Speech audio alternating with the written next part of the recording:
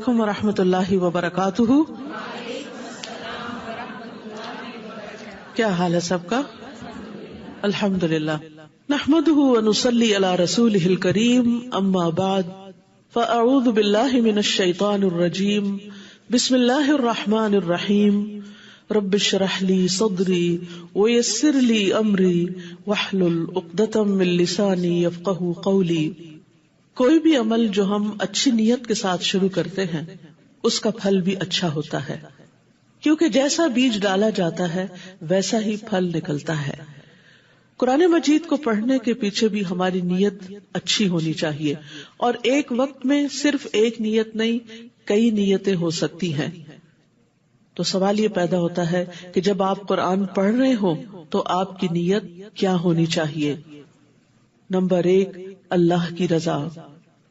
اللہ کا کلام اللہ سبحانہ تعالیٰ کی خوشی کے لیے پڑھنا چاہیے. پھر نمبر 2، نیکیوں میں اضافہ کرنے کے لیے. اس کو ایک تجارت سمجھیں کہ جیسے آپ ایک بزنس کرنے کے لیے آئے ہیں، کیونکہ قرآن مجید میں آتا ہے ان الذین یتلون کتاب اللہ واقاموا الصلاة وانفقوا مما رزقناہم سرا وعلانیۃ یرجون تجارۃ لن تبور. بے شک جو لوگ اللہ کی کتاب پڑھتے ہیں اور وہ نماز قائم کرتے ہیں اور اس میں سے جو ہم نے انہیں دیا پوشیدہ اور ظاہر خرچ کرتے ہیں، وہ ایسی تجارت کی امید رکھتے ہیں جو کبھی برباد نہ ہوگی. جو تجارت آپ کر رہے ہیں یہ کبھی بھی ضائع نہیں ہوگی، اس میں سے نفع ہی نفع نکلتا رہے گا. پھر دل کو آباد کرنے کی نیت سے. قرآن کے بغیر دل ویران ہو جاتے ہیں. قرآن کی مثال ایک بارش کی طرح ہے جو بنجر دلوں پہ پڑتی ہے تو دل پھلنے پھولنے لگتے ہیں. لہذا دلوں کو آباد کیجیے قرآن کے ساتھ. پھر دلوں کے اطمینان کے لیے پڑھیے الا بذکر اللہ تطمئن القلوب، دلوں کی شفا کے لیے. وَنُنَزِّلُ مِنَ الْقُرْآنِ مَا هُوَ شِفَاءٌ وَرَحْمَةٌ وَرَحْمَةٌ لِّلْمُؤْمِنِينَ، اور ہم قرآن میں جو کچھ نازل کرتے ہیں وہ مومنوں کے لیے تو شفا اور رحمت ہے. لہٰذا شفا کی نیت سے بھی پڑھیے کہ اللہ سبحانہ تعالیٰ مجھے اس کی برکت سے شفا عطا فرما، روحانی جسمانی تمام بیماریوں کے لیے. اور پھر ہدایت کے لیے، کیونکہ قرآن کتاب ہدایت ہے. پھر ایمان میں اضافے کے لیے، قرآن کی قرأت ایمان میں اضافے کا ذریعہ بنتی ہے. پھر عبادت کی غرض سے کہ ہم اس مجلس میں جو بیٹھے ہیں تو اللہ کی عبادت کر رہے ہیں. پھر جہنم سے نجات پانے کے لیے کہ اللہ تعالیٰ اس کے بدلے ہمیں جہنم کی آگ سے بچا لے. رسول اللہ صلی اللہ علیہ وسلم نے فرمایا اگر قرآن کو کسی چمڑے میں لپیٹ کر بھی آگ میں ڈال دیا جائے تو آگ اسے نہیں جلائے گی. تو گویا جس دل میں قرآن ہوگا وہ آگ سے محفوظ ہو جائے گا انشاءاللہ. پھر اسی طرح قرآن کو قیامت کے دن سفارش کی نیت سے پڑھنا چاہیے. امید رکھنی چاہیے کہ یہ قیامت کے دن ہمارے لیے سفارش کرنے والا ہوگا. پھر زندگی کو بدلنے اور بہتر راستے پر چلنے کی غرض سے اس کو پڑھنا چاہیے. اور پھر دنیا اور آخرت کے فائدے کے لیے اور آخرت میں خاص طور پر جنت الفردوس حاصل کرنے کے لیے. ابن قیم کہتے ہیں کسی بھی بندے کے لیے قرآن کی قرأت، اس میں لمبا غور و فکر کرنے اور اپنی سوچ کو آیات کے معنی پر مرکوز کرنے سے بڑھ کر اس کی زندگی میں اور آخرت میں کوئی چیز اس سے زیادہ فائدہ مند اور اس کی نجات کو اس سے زیادہ قریب کرنے والی نہیں. یعنی قرآن کی قرأت، قرآن کا سمجھنا سب سے زیادہ فائدہ مند کام ہے. تو آئیے ہم دوسرے پارے کا آغاز کرتے ہیں. اعوذ باللہ من الشیطان الرجیم. بسم اللہ الرحمن الرحیم. سيقول السفهاء من الناس ما ولاهم عن قبلتهم التي كانوا عليها قل لله المشرق والمغرب يهدي من يشاء إلى صراط مستقيم. شروع کرتی ہوں اللہ کے نام سے جو بے انتہا مہربان نہایت رحم فرمانے والا ہے. لوگوں میں سے بے وقوف ضرور کہیں گے کہ ان مسلمانوں کو کس چیز نے ان کے اس قبلے سے پھیر دیا جس پر یہ تھے کہہ دیجئے کہ مشرق اور مغرب اللہ ہی کا ہے، وہ جس کو چاہتا ہے سیدھے رستے کی طرف ہدایت دیتا ہے۔ رسول اللہ صلی اللہ علیہ وسلم ہجرت کر کے مدینہ پہنچے تو 16 یا 17 ماہ تک بیت المقدس کی طرف ہی منہ کر کے نماز پڑھتے رہے، جو اہل کتاب کا قبلہ تھا۔ پھر آپ کو بیت اللہ کی طرف منہ کر کے نماز پڑھنے کا حکم ہوا۔ اس پر یہود، منافقین اور مشرکین سبھی نے اعتراضات شروع کر دیے کہ اگر وہ پہلا قبلہ درست تھا تو اسے بدلنے کی ضرورت کیا تھی، اور اگر یہ درست ہے تو اتنی دیر ادھر منہ کیوں رکھا؟ تو اللہ تعالیٰ نے اس کا جواب دیا کہ یہ لوگ بے وقوفی کی وجہ سے ایسی باتیں کہہ رہے ہیں۔ مشرق یا مغرب کی اپنی کوئی حیثیت نہیں کہ ان کی طرف منہ کرنا باعث ثواب ہو، بلکہ اصل چیز اللہ کے حکم کی فرما برداری ہے۔ قل للہ المشرق والمغرب، مشرق و مغرب کا مالک اللہ ہے، لہذا عبادت میں اصل چیز اللہ سبحانہ تعالیٰ کی اطاعت ہے۔ تو عبادت ظاہری اور باطنی اقوال اور افعال میں اللہ کی اطاعت کے مطابق کام کرنا، یہ اصل عبادت ہے۔ اللہ سبحانہ تعالیٰ حکم دے کہ مشرق کی طرف رخ کر لو تو ادھر کر لے، وہ کہے کہ مغرب کی طرف منہ پھیر لو تو اس طرف منہ پھیر لے، یہی اصل عبادت ہے۔ ایک بندے مومن کو کبھی بھی یہ حق حاصل نہیں رہا کہ جو اپنا سر تسلیم خم کر دیتا ہے پھر وہ اللہ کے حکم پر، اللہ کے فیصلے پر اعتراض کرے۔ تو یہاں پر جو اللہ کے حکم پر، اللہ کے دین پر، اللہ کے فیصلوں پر اعتراض کرتا ہے اس کو بے وقوف کہا گیا ہے۔ یہاں سے ایک اور بات بھی سیکھنے کی ہے کہ اگر لوگ اللہ سبحانہ تعالیٰ کے فیصلوں پر اعتراض کرتے ہیں تو کیا آپ پر کبھی کوئی اعتراض نہیں کرے گا جب آپ 100% درست بھی ہوں؟ بہت دفعہ زندگی میں ایسا ہوتا ہے کہ آپ بالکل صحیح بات کہہ رہے ہوتے ہیں لیکن اس کے باوجود لوگ آپ پر آبجیکشن کر رہے ہوتے ہیں، لوگ آپ پر کمنٹ کر رہے ہوتے ہیں، لوگ آپ کو ٹیز کر رہے ہوتے ہیں، لوگ آپ کا مذاق اڑا رہے ہوتے ہیں، لوگ آپ کو مجنون کہہ رہے ہوتے ہیں۔ تو ایسے میں کیا کرنا چاہیے؟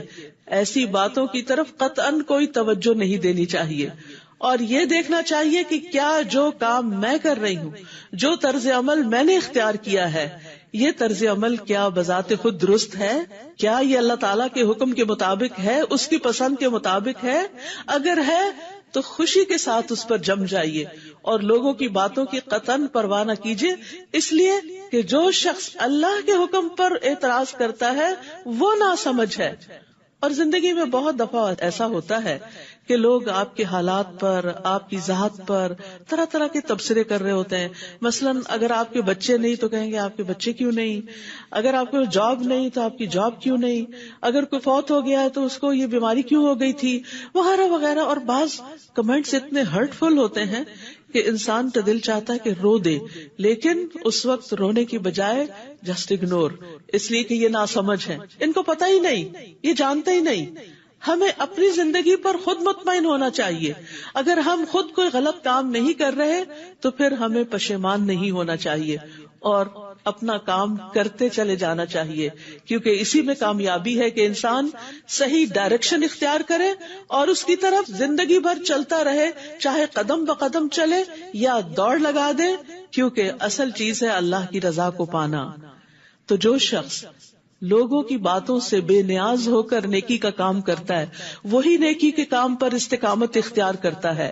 تو عقل مند وہی ہے جو رب کے احکامات کو تسلیم کر لیتا ہے، اور جو رب کے احکامات قرآن کی کسی آیت پر یا نبی صلی اللہ علیہ وسلم کی احادیث پر اگر کوئی اعتراض کرتا ہے تو اصل میں وہ خود ناسمجھ ہے۔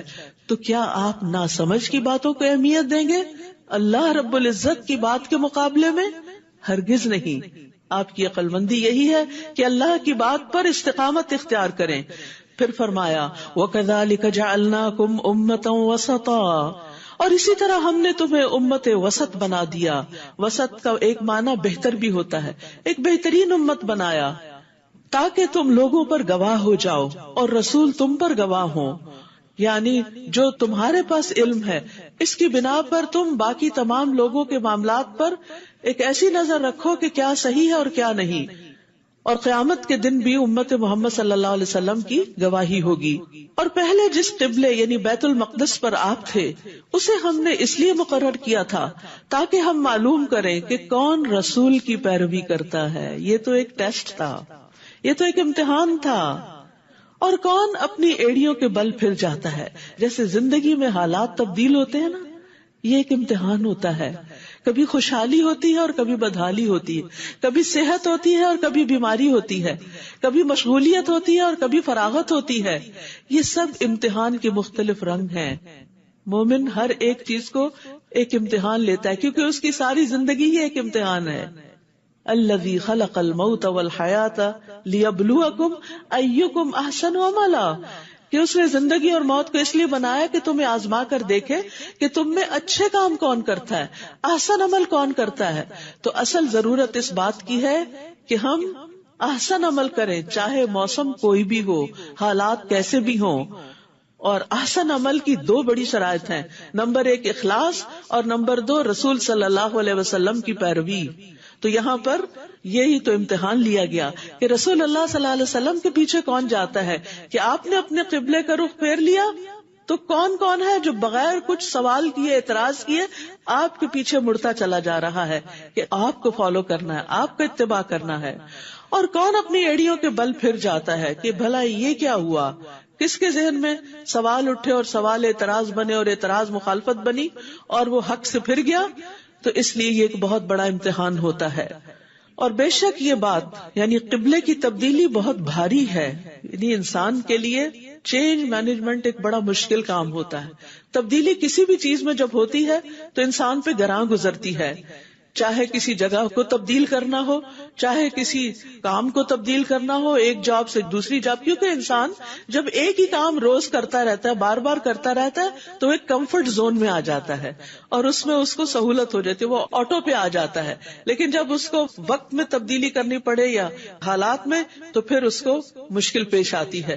لیکن اصل عبادت کی روح تو یہی ہے کہ جب تبدیلی کے لیے کہا جائے تو تبدیل ہو جاؤ.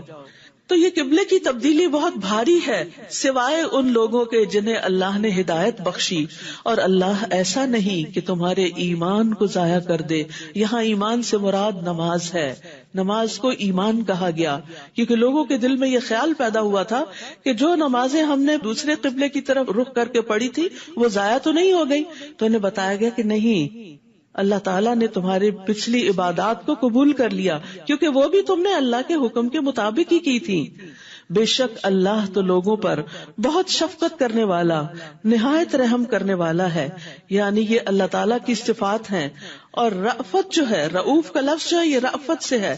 رأفت رحمت کا سب سے آخری حصہ کہلاتا ہے. یعنی رأفت وہ مرحلہ ہے جو رحمت کے بعد آتا ہے. یعنی کہا جاتا ہے فلان رحیم، کہ فلاں بڑا مہربان ہے، اور جب وہ رحمت شدت پکڑتی ہے تو پھر وہ رؤوف بھی ہو جاتا ہے. اور اللہ اپنے سارے بندوں کے ساتھ بڑا ہی مہربان ہے، سب سے بڑھ کر رحم کرنے والا ہے، ماں سے بھی زیادہ بندے پر رحم کرنے والا ہے، دنیا اور آخرت میں رحم فرمانے والا ہے، بندوں کے لیے ہدایت کی راہیں کھولنے والا ہے اور بندوں کے دنیاوی امور میں آسانی فراہم کرنے والا ہے. ان ربکم لرؤوف الرحیم. پھر تبدیلی قبلہ کے کچھ مزید احکامات. قد نرى تقلب وجهك في السماء، یقیناً ہم آپ کے چہرے کا بار بار آسمان کی طرف اٹھنا دیکھ رہے ہیں. آپ کو بھی انتظار تھا کیونکہ آخری نبی کی نشانی یہی تھی کہ اس کا قبلہ بیت اللہ شریف ہوگا. سو ہم ضرور آپ کو اسی قبلے کی طرف پھیر دیں گے جسے آپ پسند کرتے ہیں. تو آپ اپنا چہرہ مسجد حرام کی طرف پھیر لیں، حکم آ گیا. اور تم سب بھی جہاں کہیں ہو بس اسی کی طرف اپنے چہرے پھیر لو. اور بے شک جن لوگوں کو کتاب دی گئی ہے وہ خوب جانتے ہیں کہ یقیناً وہ ان کے رب کی طرف سے حق ہے کہ آخری نبی کا قبلہ وہی ہوگا، اور جو عمل وہ کرتے ہیں اللہ ان سے ہرگز غافل نہیں. اور البتہ اگر آپ ان اہل کتاب کے پاس ہر نشانی بھی لے آئیں تو بھی یہ آپ کے قبلے کی پیروی نہیں کریں گے. یعنی جنہیں نہیں ماننا انہیں نہیں ماننا، اور نہ آپ ان کے قبلے کی پیروی کرنے والے ہیں، اور نہ ان میں سے بعض کے قبلے کی پیروی کرنے والا ہے.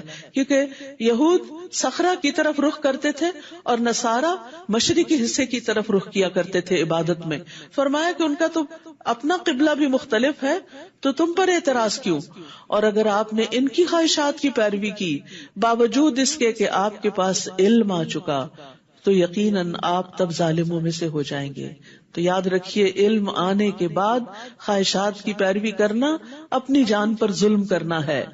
الذین آتیناہم الکتاب یعرفونہ کما یعرفون ابناءہم، جن لوگوں کو ہم نے کتاب دی ہے وہ اس رسول کو اس طرح پہچانتے ہیں جس طرح اپنے بیٹوں کو پہچانتے ہیں، اور بیٹے کو کوئی پہچاننے میں مشکل نہیں پاتا. اور بے شک ایک فریق ان میں سے لازماً حق کو چھپاتا ہے حالانکہ وہ جانتے ہیں. علم آنے کے بعد حق کو چھپانا یہ بہت بڑا ظلم ہے. رسول اللہ صلی اللہ علیہ وسلم نے فرمایا جس شخص سے علم کی کوئی بات پوچھی جائے اور وہ اسے چھپا دے تو قیامت کے دن اس کے منہ میں آگ کی لگام میں سے ایک لگام لگائی جائے گی. الحق من ربک فلا تکونن من الممترین، یہ حق آپ کے رب کی طرف سے ہے تو آپ ہرگز شک کرنے والوں میں سے نہ ہوں. وَلِكُلٍّ وِجْهَةٌ هُوَ مُوَلِّيهَا فَاسْتَبِقُوا الْخَيْرَاتِ، اور ہر ایک کے لیے ایک سمت مقرر ہے جدھر وہ رخ کرتا ہے. یعنی ہر انسان کی زندگی کا ایک سینٹر آف لائف ہے جس کی طرف وہ پلٹ پلٹ کر جاتا ہے. تمہارا سینٹر آف لائف کیا ہونا چاہیے؟ تمہاری کوشش اور تمہاری طلب اور تڑپ کس طرف ہونی چاہیے؟ فاستبقوا الخیرات، تم خیرات، نیکیوں میں، خیر کے کاموں میں، بھلائی کے کاموں میں آگے بڑھو. ہم سب بھی سوچیں کہ ہمارا سینٹر آف لائف کیا ہے. جب ہم فارغ ہوتے ہیں، جب ہم اپنی تھکاوٹ دور کرنا چاہتے ہیں، جب ہم ریلیکس ہونا چاہتے ہیں، جب ہم خوش ہونا چاہتے ہیں تو کس طرف رجوع کرتے ہیں؟ کیا اٹھاتے ہیں؟ Cell phone, screen. اب ہم فارغ ہوئے، اب ہم ذرا مزہ کرتے ہیں، اور کبھی ادھر گھومتے پھرتے ہیں، کبھی ادھر سیر کرتے. پہلے سیر کرنے کے لیے باہر نکلنا پڑتا تھا، اب یہ کہ بیٹھے بیٹھے ہی سیر ہو جاتی، لیٹے لیٹے ہی سیر ہو جاتی. تو ہم سب کو یہ دیکھنا چاہیے کہ جب ہم فارغ ہوتے ہیں، جب ہم انجوائے کرنا چاہتے ہیں تو ہماری زندگی میں وہ کون سی چیز ہے کہ جو ہمیں واقعی خوشی بخشتی ہے، راحت بخشتی؟ کیا وہ اللہ کا ذکر ہے؟ کیا وہ اللہ کا کلام قرآن ہے؟ کیا وہ کوئی ذکر کی مجلس ہے؟ کیا وہ کوئی نیک صالح صحبت ہے؟ وہ کیا چیز ہے کہ جس کی طرف ہم دوڑتے ہیں؟ تو مومن کو نیکیوں کی طرف دوڑتے چلے جانا چاہیے کہ نیکی کا کوئی بھی کام ہو وہ شوق سے اس کی طرف بڑھے. اور فاستبقوا، سباق عربی میں کہتے ہیں دوڑ لگانے کو، یعنی جلدی چلو اس طرف. جہاں کہیں بھی تم ہوگے اللہ تم سب کو لے آئے گا، بے شک اللہ ہر چیز پر خوب قدرت رکھنے والا ہے. ضروری نہیں کہ ہر ایک کے لیے سیل ہی سب سے اہم ہو. کچھ لوگوں کے لیے ان کا مال، ان کا بزنس، ان کی جاب بڑی اہم ہوتی ہے، ہر چیز اس کے گرد گھومتی ہے. کچھ لوگوں کے لیے ان کی اولاد بڑی اہم ہوتی ہے، وہ سارا وقت، ان کی توجہ، ان کی محبت، ان کا مال، ان کا وقت اسی کے اندر لگ رہا ہوتا ہے. تو دیکھیے کہ آپ کی زندگی میں کون سی چیز ہے جس میں آپ کا مال بھی لگ رہا ہے، آپ کی جان بھی لگ رہی، آپ کا وقت بھی لگ رہا، آپ کا شوق لگ رہا، آپ کا جذبہ، آپ کی ہر چیز وہاں انویسٹ ہو رہی ہے. اور وہ کیا ہونا چاہیے؟ فاستبقوا الخیرات. تو یہ کی ورڈ ہے آج کا، فاستبقوا الخیرات. نیکیوں کی طرف دوڑ لگانا میری زندگی کا مقصد ہے. اور آپ جہاں کہیں سے بھی نکلیں، نماز میں اپنا چہرہ مسجد حرام کی طرف کر لیں. اس پہ علماء کا اتفاق ہے کہ فرض نماز کے وقت کہیں پر بھی آپ ہوں، قبلے کی طرف رخ کرنا لازم ہے، اس کے بغیر نماز نہیں ہوتی. اور بے شک وہ آپ کے رب کی طرف سے یقیناً حق ہے، اور جو عمل تم کرتے ہو اللہ اس سے غافل نہیں ہے. اور جہاں کہیں سے بھی آپ نکلیں اپنا چہرہ مسجد حرام کی طرف پھیر لیں. اور تم سب جہاں بھی ہو اپنے چہرے اسی مسجد کی طرف پھیر لیا کرو تاکہ لوگوں کے پاس تمہارے خلاف کوئی حجت نہ رہے. مگر جن لوگوں نے ان میں سے ظلم کیا ہے تو ان سے نہ ڈرو اور مجھ سے ڈرتے رہو، اور تاکہ میں تم پر اپنی نعمت تمام کر دوں اور تاکہ تم ہدایت پا جاؤ. فلا تخشوہم واخشونی، لوگوں سے نہیں ڈرو، لوگوں سے نہیں ڈرو، اللہ سے ڈرو. اور جو اللہ سے ڈرے گا پھر وہ اللہ کی طرف راغب ہوگا اور جو اللہ کی طرف راغب ہوگا وہ اس کے احکامات کی پابندی کرے گا، اور پھر اللہ اس پر اپنی نعمت تمام کرے گا، اللہ اس کو اپنی طرف آنے کا راستہ، ہدایت کا راستہ دکھا دے گا۔ تو یاد رکھیے اللہ کی خشیت علم والوں کا شعار ہوتی ہے۔ انبیاء کی صفت وَيَخْشَوْنَهُ وَلَا يَخْشَوْنَ أَحَدًا إِلَّا اللَّهَ، کہ وہ اللہ سے ڈرتے ہیں اور اللہ کے سوا کسی سے نہیں ڈرتے۔ فرشتوں کی صفت وَهُم مِّن خَشْيَتِهِ مُشْفِقُونَ، کہ وہ اسی کے خوف سے ڈرنے والے ہیں۔ متقین کی صفت، متقین کون ہے؟ وَذِكْرًا لِّلْمُتَّقِينَ الَّذِينَ يَخْشَوْنَ رَبَّهُمْ، جو اپنے رب سے ڈرتے ہیں۔ تو ایمان والوں کو لوگوں سے ڈرنے کی بجائے اللہ سے ڈرنا چاہیے، اور دین کے معاملے میں اللہ پر بھروسہ کرنا چاہیے اور اللہ کی اطاعت کرتے رہنا چاہیے۔ نماز کا وقت آ گیا، لوگوں سے نہ ڈرے، جہاں کہیں وقت آئے وہاں پر پڑھ لیں، چاہے آپ کسی پبلک پلیس میں ہو یا کسی پارٹی میں ہو یا کسی گیدرنگ میں ہو، اللہ کی طرف سے پکار آئے تو فوراً لبیک کہیں۔ حجاب کی بات ہو، حلال کمانے کی بات ہو، کوئی بھی چیز ہو، حق بیان کرنے کی بات ہو، اللہ سبحانہ تعالیٰ کی طرف ہی رجوع کرے، کیونکہ اللہ کا ڈر نجات کا ذریعہ ہے۔ رسول اللہ صلی اللہ علیہ وسلم نے فرمایا 3 چیزیں نجات دینے والی ہیں، جن میں سے ایک چھپے اور ظاہر میں اللہ کی خشیت، یعنی سب کے سامنے بھی اور تنہائی میں بھی۔ حدیث میں آتا ہے وہ آدمی آگ میں داخل نہ ہوگا جو اللہ کے ڈر سے رویا، یہاں تک کہ دودھ تھن میں واپس چلا جائے، یعنی لازماً آگ سے بچ جائے گا انشاءاللہ۔ پھر فرمایا کما ارسلنا فیکم رسولا منکم یتلو علیکم آیاتنا ویزکیکم ویعلمکم الکتاب والحکمہ ویعلمکم ما لم تکونوا تعلمون، اور جس طرح ہم نے تمہارے اندر تم ہی میں سے ایک رسول بھیجا ہے جو تم پر ہماری آیات کی تلاوت کرتا ہے اور تمہارا تزکیہ کرتا ہے اور تمہیں کتاب و حکمت کی تعلیم دیتا ہے اور تمہیں وہ کچھ سکھاتا ہے جو تم نہیں جانتے تھے۔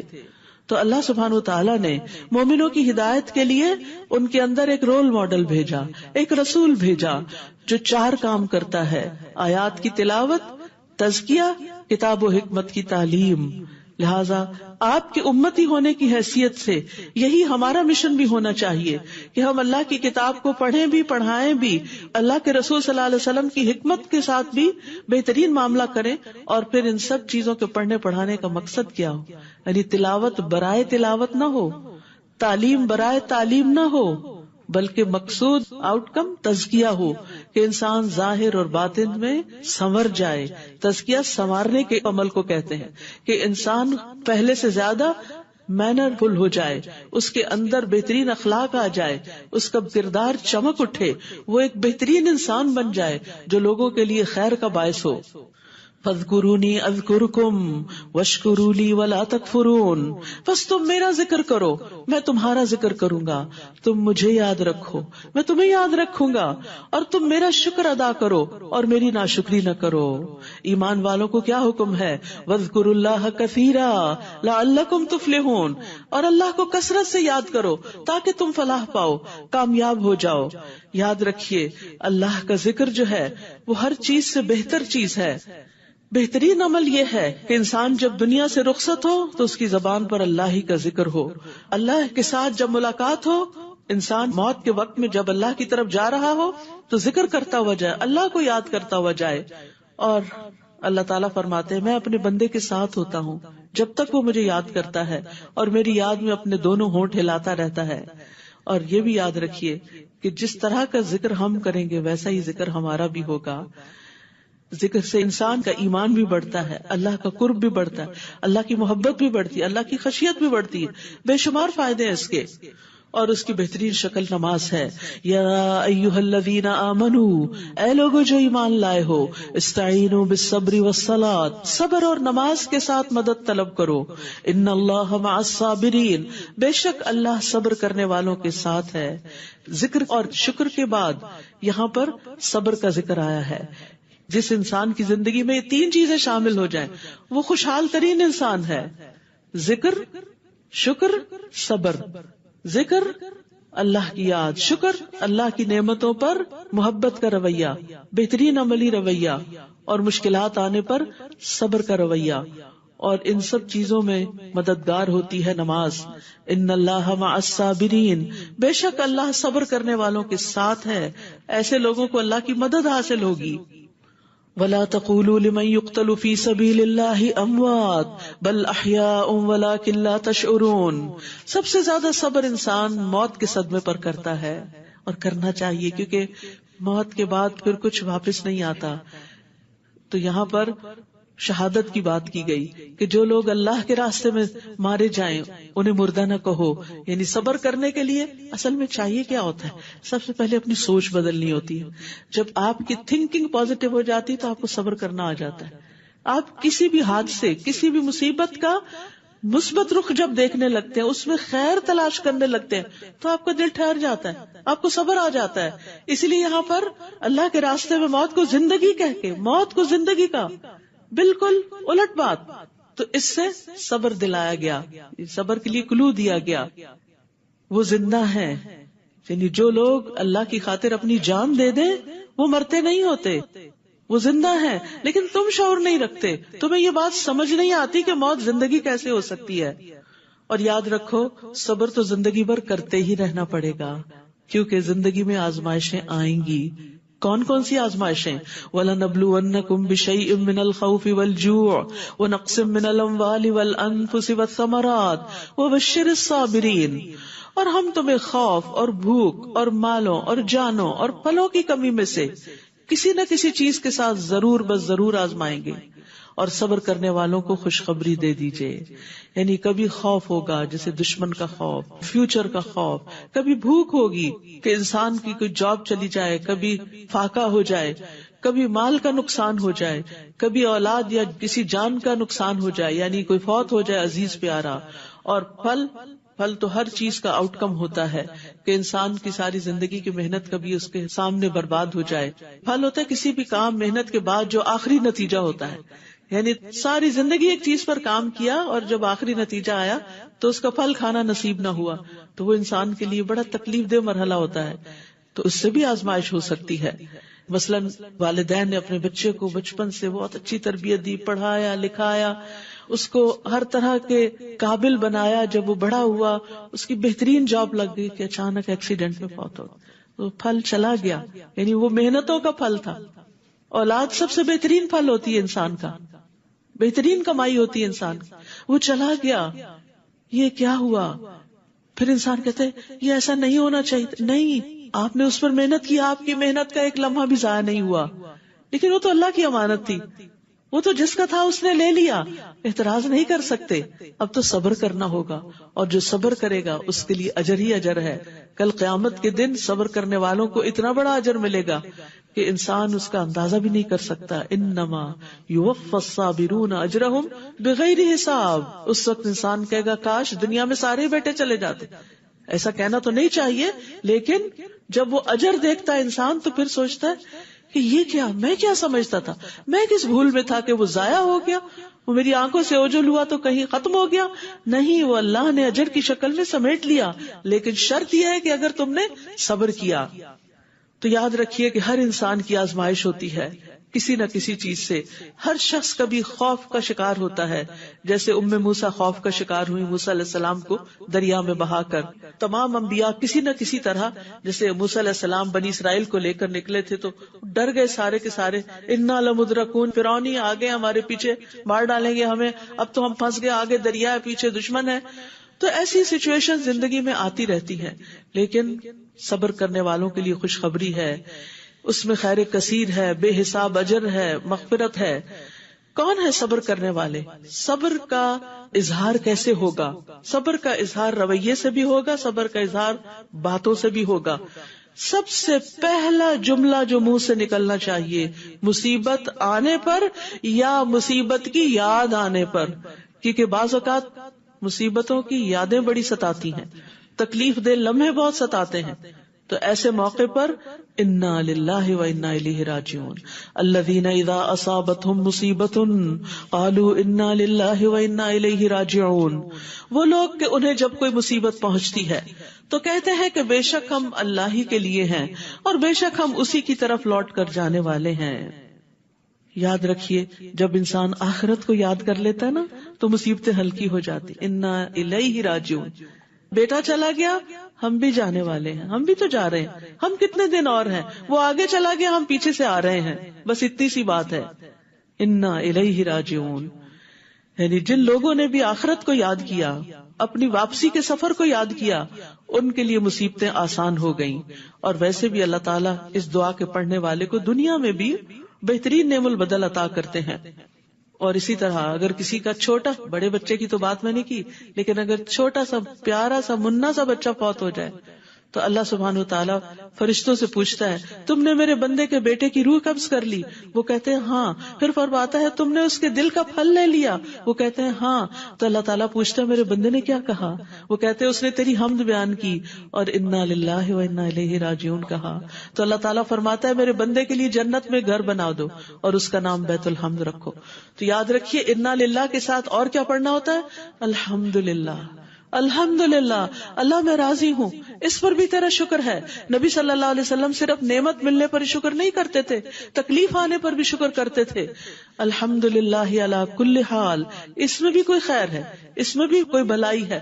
خضر نے اس چھوٹے بچے کی جان لے لی تھی جو بڑے ہو کے ماں باپ کو بہت ستانے والا تھا. ہمیں نہیں پتا ہوتا کہ جو چیز ہم سے لی جا رہی ہے وہ ہمارے لیے کتنی بہتری کا باعث ہے. فرمایا یہی وہ لوگ ہیں جن پر ان کے رب کی طرف سے نوازشیں اور رحمت ہے, اور یہی لوگ ہدایت پانے والے. سبحان اللہ. 3 نعمتیں صبر کرنے والوں کو, اللہ کی رضا, اللہ کی رحمت اور ہدایت. اب صبر کی ایک عظیم ترین مثال حضرت ہاجر, جن کو ابراہیم علیہ السلام تنہا مکہ کی بے آب و گیا وادی میں چھوڑ آئے تھے, چھوٹے سے مننے سے بچے کے ساتھ, اور خود چلے گئے تھے صرف اللہ کے حکم سے. نہ وہاں کھانا تھا, نہ پانی تھا, نہ کوئی ٹھکانا تھا, نہ کوئی گھر تھا, نہ کوئی دھوپ سے بچنے کی جگہ تھی, اور نہ رات کو سونے کے لیے کوئی بیڈ روم تھا, کچھ بھی نہیں تھا. لیکن اس نیک بندی نے اللہ کے حکم سے صبر کیا اور خوشی خوشی وہ دن کاٹے, تنہا بچے کے ساتھ نہیں. آج آپ دیکھیں کہ جو سنگل مدرز ہوتی ہیں ان کی زندگی کتنی مزریبل ہو جاتی ہے, صرف یہ سوچ سوچ کے کہ ہمارے ساتھ یہ کیوں ہو گیا. لیکن یاد رکھیے ہر چیز کسی حکمت کے تحت ہوتی ہے, کوئی وجہ ہوتی ہے. اللہ تعالیٰ زندگی میں آپ کو کچھ دینا چاہ رہے ہوتے ہیں. جب کچھ لیا جاتا ہے تو ایسا نہیں صرف لیا جاتا ہے, اس کے بدلے کچھ دیا بھی جاتا ہے. ان مع العسر یسرا بھی ہوتا ہے. تو اگر کسی پر ایسی کوئی تکلیف آ جائے تو وہ حضرت ہاجر کی کہانی یاد رکھے کہ انہوں نے وہ تنہا وقت کیسے گزارا تھا, انہوں نے بچے کی تربیت کیسے کی تھی. آج کی مائیں ہر وقت یہی رونا روتی رہتی, باپ تربیت میں کوئی حصہ نہیں ڈالتا, وہ بچوں کو کچھ نہیں کہتا, سارا کچھ مجھے ہی کرنا پڑتا ہے, مجھے ہی سمجھانا ہوتا ہے, مجھے ان کے ٹینٹرمز دیکھنے ہوتے ہیں. نہیں, سارا اجر بھی تو آپ ہی کے لیے ہے. لمحے لمحے پر اجر ہے اس صبر پر, اس تربیت پر, اس تکلیف پر. تو جو لوگ اللہ کی خاطر یہ صبر کر جاتے ہیں پھر اللہ ان کے قدموں کے نشانوں کو بھی یادگار بنا دیتا ہے. جس طرح ہاجرہ علیہ السلام کے قدموں کے نشان صفا مروہ میں جو پڑے, آج بڑے بڑے لوگ اس کی پیروی کرتے ہیں. فرمایا بے شک صفا اور مروہ اللہ کی نشانیوں میں سے ہیں, تو جو کوئی بیت اللہ کا حج یا عمرہ کرے اس پر کچھ گناہ نہیں کہ ان دونوں کا طواف کرے, اور جو کوئی خوشی سے نیکی کرے تو بے شک اللہ قدردان ہے, خوب علم رکھنے والا ہے. بے شک جو لوگ ہماری نازل کردہ واضح آیات اور ہدایت کو چھپاتے ہیں بعد اس کے کہ ہم نے ان کو اپنی کتاب میں لوگوں کے لیے کھول کر بیان کر دیا ہے, ایسے ہی لوگوں پر اللہ لعنت کرتا ہے, اور تمام لعنت کرنے والے بھی ان پر لعنت کرتے ہیں, مگر وہ لوگ جنہوں نے توبہ کی اور اصلاح کر لی اور کھول کر بیان کر دیا, تو یہی لوگ ہیں جن کی توبہ میں قبول کرتا ہوں, اور میں بہت توبہ قبول کرنے والا, نہایت رحم کرنے والا ہوں. بے شک وہ لوگ جنہوں نے کفر کیا اور وہ کفر ہی کی حالت میں مر گئے, یہی وہ لوگ ہیں جن پر اللہ کی اور فرشتوں کی اور لوگوں کی سب کے سب کی لعنت ہے. یعنی وہ اللہ کی رحمت سے محروم ہیں. جو اللہ کا انکار کرتے ہوئے دنیا سے جائیں, جو آخرت کا انکار کر کے دنیا سے جائیں, جو فرشتوں کا انکار کر کے دنیا سے جائیں, جو تقدیر کا انکار کر کے دنیا سے جائیں, کیونکہ بیسک فیتھ کے جو پلرز ہیں ان میں سے کسی ایک پلر کا بھی انکار انسان کو کفر سے دوچار کر دیتا ہے. خالدین فیہا, ہمیشہ اس میں رہنے والے ہیں, نہ تو ان سے عذاب ہلکا کیا جائے گا اور نہ ہی وہ مہلت دیے جائیں گے. وَإِلَٰهُكُمْ إِلَٰهٌ وَاحِدٌ لَا إِلَٰهَ إِلَّا هُوَ الرَّحْمَٰنُ الرَّحِيمُ. اور تم سب کا الہ ایک ہی الہ ہے، اس کے علاوہ اس کے سوا کوئی الہ برحق نہیں، وہ بہت مہربان ہے، نہایت رحم کرنے والا ہے۔ تو یاد رکھیے ہم سب کا معبود ایک الہ، ایک رب ہے، اس کے سوا کوئی اور اس کی عبادت میں، اس کی صفات میں، اس کے کمالات میں، جمالات میں شریک نہیں۔ اور اس کی دلیل کیا ہے؟ کائنات کی تخلیق، کائنات کی نشانیوں پہ غور کرو۔ ان فی خلق السماوات والارض، یہ سب کچھ نہ تھا، یہ جس نے بنایا وہی عبادت کے لائق ہے۔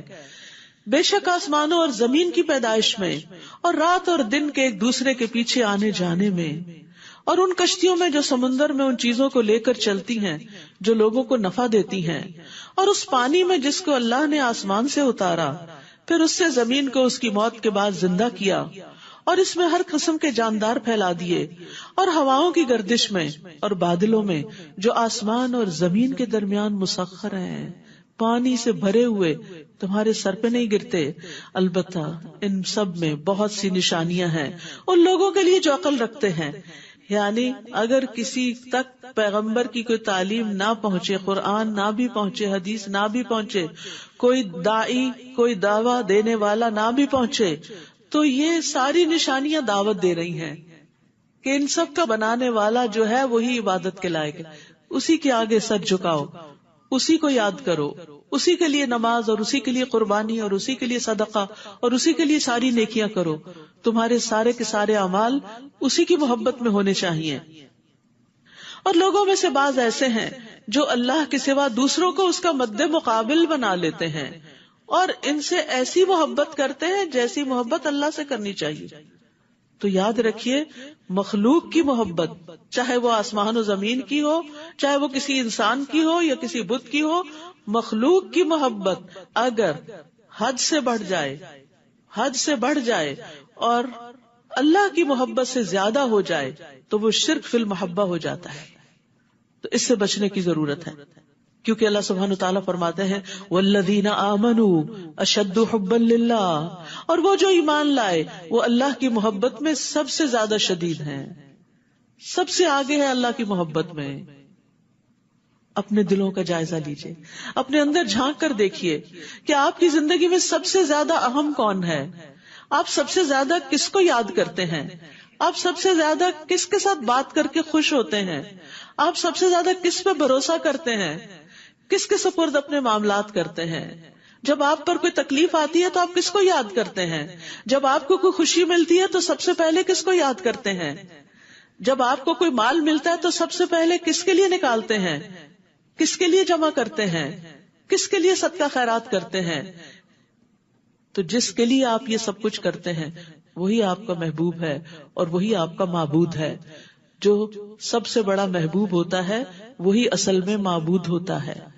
تو اس لیے اگر اللہ کو معبود مانا ہے تو پھر سب سے بڑھ کر محبت بھی اللہ سے ہونی چاہیے، اور پھر جس سے محبت ہوتی ہے اس کے لیے انسان بڑی بڑی قربانیاں کر جاتا ہے، باقی چیزوں کو پیچھے رکھتا ہے، اس کو آگے رکھتا ہے، اس کی پسند ناپسند کو سامنے رکھتا ہے۔ اور جو ایمان لائے وہ اللہ کی محبت میں سب سے زیادہ شدید ہیں۔ اور کاش دنیا میں دیکھ لیں وہ لوگ جنہوں نے ظلم کیا، وہ جب عذاب دیکھیں گے کہ قوت ساری کی ساری اللہ ہی کے لیے ہے، اور بے شک اللہ شدید عذاب دینے والا ہے۔ تو یاد رکھیے اللہ کی محبت انسان کے اعضاء پر بھی ظاہر ہوتی، انسان کے معاملات پر بھی ظاہر ہوتی، یعنی لوگوں کے ساتھ جب معاملہ کرتا ہے اس میں بھی ظاہر ہوتی، انسان کے سب کاموں میں چھلکتی ہے۔ یعنی جب انسان کے دل میں اللہ کی محبت آتی ہے تو انسان اللہ کی اطاعت میں بہت محنت کرنے لگتا ہے، اللہ کے دین کی خدمت کے لیے چاقو چوبند ہو جاتا ہے، وہ اللہ کی رضا کو حاصل کرنے کا حریص ہو جاتا ہے، صرف شوق نہیں حرص ہو جاتی ہے کہ اللہ میرا کسی طرح راضی ہو جائے۔ وہ اس کے ساتھ سرگوشیاں کرنے میں لذت حاصل کرتا ہے، وہ اللہ کے فیصلوں پر راضی ہو جاتا ہے، اسے اللہ کی ملاقات کا شوق لگ جاتا ہے کہ کب اللہ سے ملاقات ہوگی، اسے اللہ کے ذکر سے انس حاصل ہوتا ہے، اس کے ذکر کے بغیر اس کو وحشت ہونے لگتی ہے، وہ لوگوں سے دور بھاگتا ہے تاکہ تنہائی میں اللہ کو یاد کر سکے، وہ تنہائیوں کو پسند کرتا ہے، اس کے دل سے دنیا کی محبت نکل جاتی ہے۔ اس کے دل میں ہر اس شخص کی محبت آتی ہے جو اللہ سے محبت کرتا ہے. قدرتی طور پر وہ اس شخص کی طرف کھینچنے لگتا ہے جو اللہ سے محبت کرتا ہے. اس کے دل میں اس کام کی محبت آ جاتی ہے جو اللہ کا پسندیدہ کام ہوتا ہے. وہ اللہ کو سارے کے سارے غیر اللہ پر ترجیح دیتا ہے. پھر فرمایا استبرأ الذین اتبعوا من الذین اتبعوا، جب بیزار ہو جائیں گے وہ لوگ جن کی پیروی کی گئی ان لوگوں سے جنہوں نے پیروی کی تھی. یعنی جن لوگوں سے وہ شدید محبت کرتے تھے وہ قیامت کے دن بیزاری دکھائیں گے اور وہ عذاب دیکھ لیں گے اور ان کے تعلقات رشتے سب ختم ہو جائیں گے، کوئی کسی کے کام نہ آئے گا. اور جنہوں نے پیروی کی وہ حسرت سے کہیں گے کاش ہمارے لیے ایک بار دنیا میں واپسی ہو. تو جس طرح یہ ہم سے بیزار ہو رہے ہیں ہم بھی اسی طرح ان سے بیزار ہوں. اس طرح اللہ ان کے اعمال ان پر حسرتیں بنا کر انہیں دکھائے گا اور وہ آگ سے نکلنے والے نہیں. یعنی نافرمان لوگ، شرک کرنے والے لوگ، دنیا کی محبت میں غرق اور غیر اللہ کی محبت میں غرق لوگ موت کے وقت بھی حسرت کا شکار ہوں گے اور قبر میں بھی حسرت کا شکار ہوں گے اور آخرت میں تو ہوں گے ہی ہوں گے. اس کے بعد اللہ سبحانہ وتعالیٰ کچھ احکامات دیتے ہیں. سورۃ البقرہ بڑی جامع سورت ہے. حضرت عمر رضی اللہ عنہ نے یہ سورت 12 سال میں پڑھی تھی اور جس دن ان کی سورت مکمل ہوئی تھی انہوں نے ایک بہت بڑا اونٹ ذبح کیا تھا خوشی میں. پھر اس کے بعد ان کے بیٹے عبداللہ بن عمر نے یہ سورت 8 سال میں سمجھی تھی. ہم چاہتے ہیں 2.5 دن میں ہو جائے. چلیے نہ ہونے سے تو بہتر ہے لیکن انشاءاللہ اس کے بعد ایک طویل عرصہ بھی اس کے ساتھ گزاریں انشاءاللہ، کیونکہ اس میں حلال و حرام بھی ہے اور اس میں عقیدہ بھی ہے اور اخلاق بھی ہے. یعنی دین کی ایک جامع شکل اگر سورۃ البقرہ پڑھ لی جائے تو دین پورا سمجھ میں آ جاتا ہے. یا ایھا الناس کلوا مما فی الارض حلالا طیبا، اے لوگو سب کو بتایا جا رہا ہے، سب کے فائدے کی بات ہے. زمین میں جو بھی حلال اور طیب چیزیں ہیں کھاؤ اور شیطان کے قدموں کی پیروی نہ کرو، بے شک وہ تمہارا کھلا دشمن ہے. کھانے کے 2 اصول دے دیے گئے، حلال ہو، طیب ہو، عمدہ ہو، خوش ذائقہ ہو. اور اللہ سے دعا بھی کرنی چاہیے، اللہم انی اسألک علما نافعا ورزقا طیبا وعملا متقبلا، اور اللہم اکفنی بحلالک عن حرامک واغننی بفضلک عمن سواک. پھر فرمایا انما یأمرکم بالسوء والفحشاء، یقیناً وہ تمہیں برائی اور بے حیائی کا حکم دیتا ہے. کون؟ شیطان. اور یہ کہ تم اللہ کے بارے میں ایسی بات کہو جو تم جانتے نہیں ہو. اور جب ان سے کہا جاتا ہے کہ اس کی پیروی کرو جو اللہ نے نازل کیا تو کہتے ہیں نہیں بلکہ ہم تو اسی کی پیروی کریں گے جس پر ہم نے اپنے باپ دادا کو پایا. کیا اگرچہ ان کے باپ دادا کچھ عقل نہ رکھتے ہوں اور نہ ہدایت یافتہ ہوں پھر بھی ان کی پیروی کریں گے؟ اور ان لوگوں کی مثال جنہوں نے کفر کیا اس شخص کی مثال کی طرح ہے جو اس کو آواز دے جو پکار اور آواز کے سوا کچھ نہ سنتا ہو. یعنی غیر اللہ کو پکارنا ایسے ہی ہے. وہ بہرے ہیں، گنگے ہیں، اندھے ہیں، بس وہ عقل سے کام نہیں لیتے. پھر ایمان والوں کو خاص طور پر خطاب کیا گیا، یا ایھا الذین آمنوا کلوا من طیبات ما رزقناکم واشکروا للہ ان کنتم ایاہ تعبدون. اے لوگو جو ایمان لائے ہو، کھاؤ اس میں سے جو پاکیزہ چیزیں ہم نے تمہیں بطور رزق عطا کی ہیں. پاکیزہ چیزیں کھاؤ، گلی سڑی نہیں کھاؤ، اور اللہ کا شکر ادا کرو. کھانا منع نہیں، کھانے کے بعد شکر ادا کرنا ضروری ہے. اگر تم اسی کی عبادت کرتے ہو تو 2 چیزیں عبادت میں شامل ہو گئیں، طیب کھانا بھی عبادت اور کھا کر شکر ادا کرنا بھی عبادت. عبادت صرف نماز روزہ ہی نہیں، کھانا پینا بھی عبادت ہے. اس نے تو تم پر صرف مردار اور خون اور سور کا گوشت اور جس چیز پر اللہ کے سوا کسی اور کا نام پکارا جائے حرام کر دیا ہے. پھر جو کوئی مجبور کر دیا جائے، نہ چاہنے والا ہو اور نہ حد سے بڑھنے والا. یعنی مجبوری میں اگر کسی کو حرام کھانا پڑا تو وہ حرام کی چاہت رکھنے والا نہ ہو اور نہ ضرورت سے زائد کھائے تو اس پر کوئی گناہ نہیں. بے شک اللہ بہت بخشنے والا، نہایت رحم کرنے والا ہے. بے شک جو لوگ اس چیز کو چھپاتے ہیں جو اللہ نے کتاب میں نازل کی ہے اور اس کے بدلے تھوڑی سی قیمت حاصل کر لیتے ہیں، یہ لوگ اپنے پیٹوں میں محض آگ بھرتے ہیں. ایسے لوگوں سے اللہ قیامت کے دن کلام نہ کرے گا، نہ ان کو گناہوں سے پاک کرے گا، اور ان کے لیے دردناک عذاب ہے. یہی وہ لوگ ہیں جنہوں نے ہدایت کے بدلے گمراہی اور مغفرت کے بدلے عذاب خریدا، بس کتنا صبر ہے ان کا آگ پر. یہ اس لیے کہ بے شک اللہ نے کتاب حق کے ساتھ نازل فرمائی، اور یقیناً جن لوگوں نے اس کتاب میں اختلاف کیا البتہ وہ ضد میں حق سے دور جا پڑے ہیں. پھر فرمایا لیس البر ان تولوا وجوہکم قبل المشرق والمغرب. نیکی کا ایک جامع تصور دے دیا گیا ہے اس آیت میں، اسی لیے اس آیت کو آیت البر کہا جاتا ہے. یعنی اگر آپ جاننا چاہتے ہیں کہ نیکی کے کون کون سے کام ہیں تو اس آیت کو پڑھ لیجئے. نیکی یہ نہیں کہ تم اپنے رخ مشرق اور مغرب کی طرف پھیر لو، بلکہ نیکی تو اس کی ہے جو اللہ پر اور آخرت کے دن پر اور فرشتوں پر اور کتاب پر اور نبیوں پر ایمان لائے. یعنی سب سے پہلے عقیدہ درست ہو، اس کے بعد حقوق العباد، اور مال سے محبت کے باوجود اسے رشتہ داروں اور یتیموں اور محتاجوں اور مسافر اور سوال کرنے والوں کو اور گردنیں چھڑانے میں دے. اور پھر حقوق اللہ، اور وہ نماز قائم کرے اور زکوٰۃ ادا کرے، اور وہ جو اپنے عہد کو پورا کرنے والے ہیں جب وہ عہد کرے. سبحان اللہ، بہت ساری چیزوں کا اکٹھا ذکر کرنے کے بعد عہد کو الگ سے ذکر کیا گیا. وعدہ خلافی نہ کریں، کمٹمنٹ نبھائیں. جب کسی کے ساتھ کوئی معاہدہ کر لیں تو اس کو پورا کریں، اور جب وہ عہد کریں اور سختی اور تکلیف میں اور جنگ کے وقت صبر کرنے والے ہیں. صبر کو بھی الگ سے ہائی لائٹ کیا گیا کہ یہ نیکیوں کی بنیاد ہے. جس کے اندر صبر نہیں وہ نیکی کر نہیں سکتا، کر لے تو سنبھال نہیں سکتا، اور سنبھال لے تو ضائع کرنے سے مشکل سے ہی بچتا ہے. نیکی سنبھالنا بھی صبر کا کام ہے.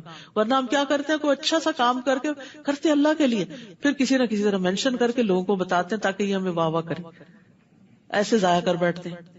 یا کر کے پھر احسان جتانا شروع کر دیتے ہیں، ضائع کر بیٹھتے ہیں، ریاکاری کر کے ضائع کر دیتے ہیں. تو اس طرح یہ سب صبر سے تعلق رکھتا ہے کہ انسان اپنا منہ روک لے کہ نہیں کسی کو نہیں بتانا، اللہ کے لیے کیا نا، کس بات کا چرچا. یہی وہ لوگ ہیں جنہوں نے سچ کہا، یہ سچ کی ڈیفینیشن ہے، اور یہی وہ لوگ ہیں جو تقوی والے ہیں. تو یہاں یہ متقین کی ساری علامات بتا دی گئی. جو تقوی والے ہیں وہی کامیاب ہونے والے ہیں، اور ان کے یہ ٹریٹس ہیں. تو اس ترتیب میں بڑی حکمت ہے. رشتہ داروں کا ذکر، پھر یتیم جو چھوٹے ہوتے ہیں ان کا ذکر، مساکین جو محتاج ہوتے ہیں فاقہ لاحق ہوتا ہے، ابن السبیل مسافر جو کمزور ہوتے ہیں یعنی ان کی سپورٹ کم ہوتی ہے، مانگنے والے اگرچہ وہ محتاج نہ بھی ہوں. اور پھر یہ یاد رکھیے رشتہ دار صدقے کا زیادہ مستحق ہے بنسبت دوسروں کے. پھر فرمایا یا ایھا الذین آمنوا کتب علیکم القصاص فی القتلی، اے لوگوں جو ایمان لائے ہو تم پر مقتولوں کے بارے میں قصاص لینا فرض کر دیا گیا ہے. آزاد کے بدلے وہی آزاد قاتل، اور غلام کے بدلے وہی غلام قاتل، اور عورت کے بدلے وہی عورت قاتلہ. پھر جسے اس کے بھائی کی طرف سے کچھ بھی معاف کر دیا جائے تو معروف طریقے سے پیروی کرنا اور اچھے طریقے سے اس کو دیت ادا کرنا لازم ہے. یہ تمہارے رب کی طرف سے تخفیف اور رحمت ہے. پھر جو اس کے بعد زیادتی کرے تو اس کے لیے دردناک عذاب ہے. یعنی دیت لینے کے بعد بندہ بھی مار دے تو یہ بڑے ظلم کی بات ہے. وَلَكُمْ فِي الْقِصَاصِ حَيَاةٌ يَا أُولِي الْأَلْبَابِ لَعَلَّكُمْ تَتَّقُونَ، اور تمہارے لیے قصاص میں زندگی ہے اے عقل والو تاکہ تم بچ جاؤ. یعنی آئندہ قتل ہونے بند ہو جائیں گے. اگر کچھ قاتلوں کو سزا مل گئی تو دوسروں کے لیے عبرت کا نشان بن جائیں گے. یعنی بظاہر تو زندگی جا رہی ہے لیکن یہ بہت سی زندگیوں کو بچانے کا سبب بن رہی ہے. جب کوئی مر جائے تو پھر اس کے بعد جو کچھ وہ چھوڑتا ہے اس کے لیے کیا کرنا چاہیے. کتب علیکم اذا حضر احدکم الموت ان ترک خیرا الوصیہ، تم پر فرض کیا گیا کہ جب تم میں سے کسی کو موت آنے لگے تو اگر وہ کچھ مال چھوڑے تو والدین اور رشتہ داروں کے لیے معروف طریقے سے وصیت کر جائے. یہ حق ہے تقوی والوں پر، یعنی متقی لوگ وصیت کرتے بھی ہیں اور وصیتوں کو پورا بھی کرتے ہیں. قرآن مجید میں دوسری جگہ بھی وصیت پوری کرنے کی تاکید ہے، اور وصیت اللہ کی طرف سے ایک صدقہ ہے. مال کو خیر میں استعمال کرنا چاہیے اور وارثوں کے لیے بھی کچھ نہ کچھ چھوڑنا چاہیے. اور 1/3 مال کی وصیت کی اجازت دی گئی ہے ہمارے دین میں، 1/3، اور وہ بھی زیادہ بتایا گیا، باقی مال وارثوں کا ہے. تو اس لیے بہتر ہے انسان اپنی زندگی میں ہی اپنے مال سے اپنے لیے آگے اچھے اچھے کام کر کے کچھ بنا لے، کیونکہ جو چھوڑ جائیں گے وہ دوسروں کا ہو جائے گا. آپ کا وہ ہے جو آپ نے استعمال کر لیا، کھا لیا، پہن لیا، اور جو صدقہ کر دیا وہ آپ کا ہو گیا. اور جو آپ نے استعمال نہیں کیا، انٹچڈ ہے، وہ دوسرے لے جائیں گے، اب وہ استعمال کریں گے، اور یہ بھی نہیں پتا کہاں استعمال کریں گے. اگر وہ نیک ہیں تو خیر کے راستے میں کریں گے، اور اگر وارث دین سے دور ہیں تو وہ اپنی دنیا کی عیاشیوں میں خرچ کریں گے. تو بہتر یہی ہے کہ پھر انسان اپنی آخرت کے لیے اپنے ہاتھوں دنیا میں ہی کچھ نہ کچھ کر لے. فَمَن بَدَّلَهُ بَعْدَ مَا سَمِعَهُ، بس جو شخص اس وصیت کو سننے کے بعد اسے بدل ڈالے تو بے شک اس کے بدلنے کا گناہ ان لوگوں پر ہے جو اس کو بدل دیں گے. بلا شبہ اللہ بہت سننے والا، بہت جاننے والا ہے. پھر اگر کسی کو وصیت کرنے والے کی طرف سے کسی طرف داری یا گناہ کی وصیت کرنے کا اندیشہ ہو تو وہ ان میں باہم اصلاح کرا دے تو اس پر کچھ گناہ نہیں. بے شک اللہ بے حد بخشنے والا، نہایت رحم کرنے والا ہے. پھر فرمایا یا ایھا الذین آمنوا کتب علیکم الصیام کما کتب علی الذین من قبلکم لعلکم تتقون. اے لوگو جو ایمان لائے ہو، تم پر روزہ رکھنا فرض کر دیا گیا. فرض عبادت ہے، جس طرح تم سے پہلے لوگوں پر فرض کیا گیا تھا. کیوں فرض کیا گیا؟ تاکہ تم متقی بن جاؤ، تاکہ تم برے انجام سے بچ جاؤ. روزہ ایک کفایت کرنے والی عبادت ہے. ابو ذر سے مروی انہوں نے پوچھا اللہ کے رسول یہ روزہ کیا ہے؟ آپ نے فرمایا یہ ایسا فرض ہے جو آخرت میں کفایت کر دینے والا ہے. یہ سب سے منفرد عمل ہے، خیر کا دروازہ ہے. جو ایمان اور ثواب کی امید سے روزے رکھے اس کے اگلے پچھلے گناہ معاف کر دیے جائیں گے. روزے کا اجر اللہ کے ذمے ہے. روزے کو اللہ نے اپنے لیے خاص کیا.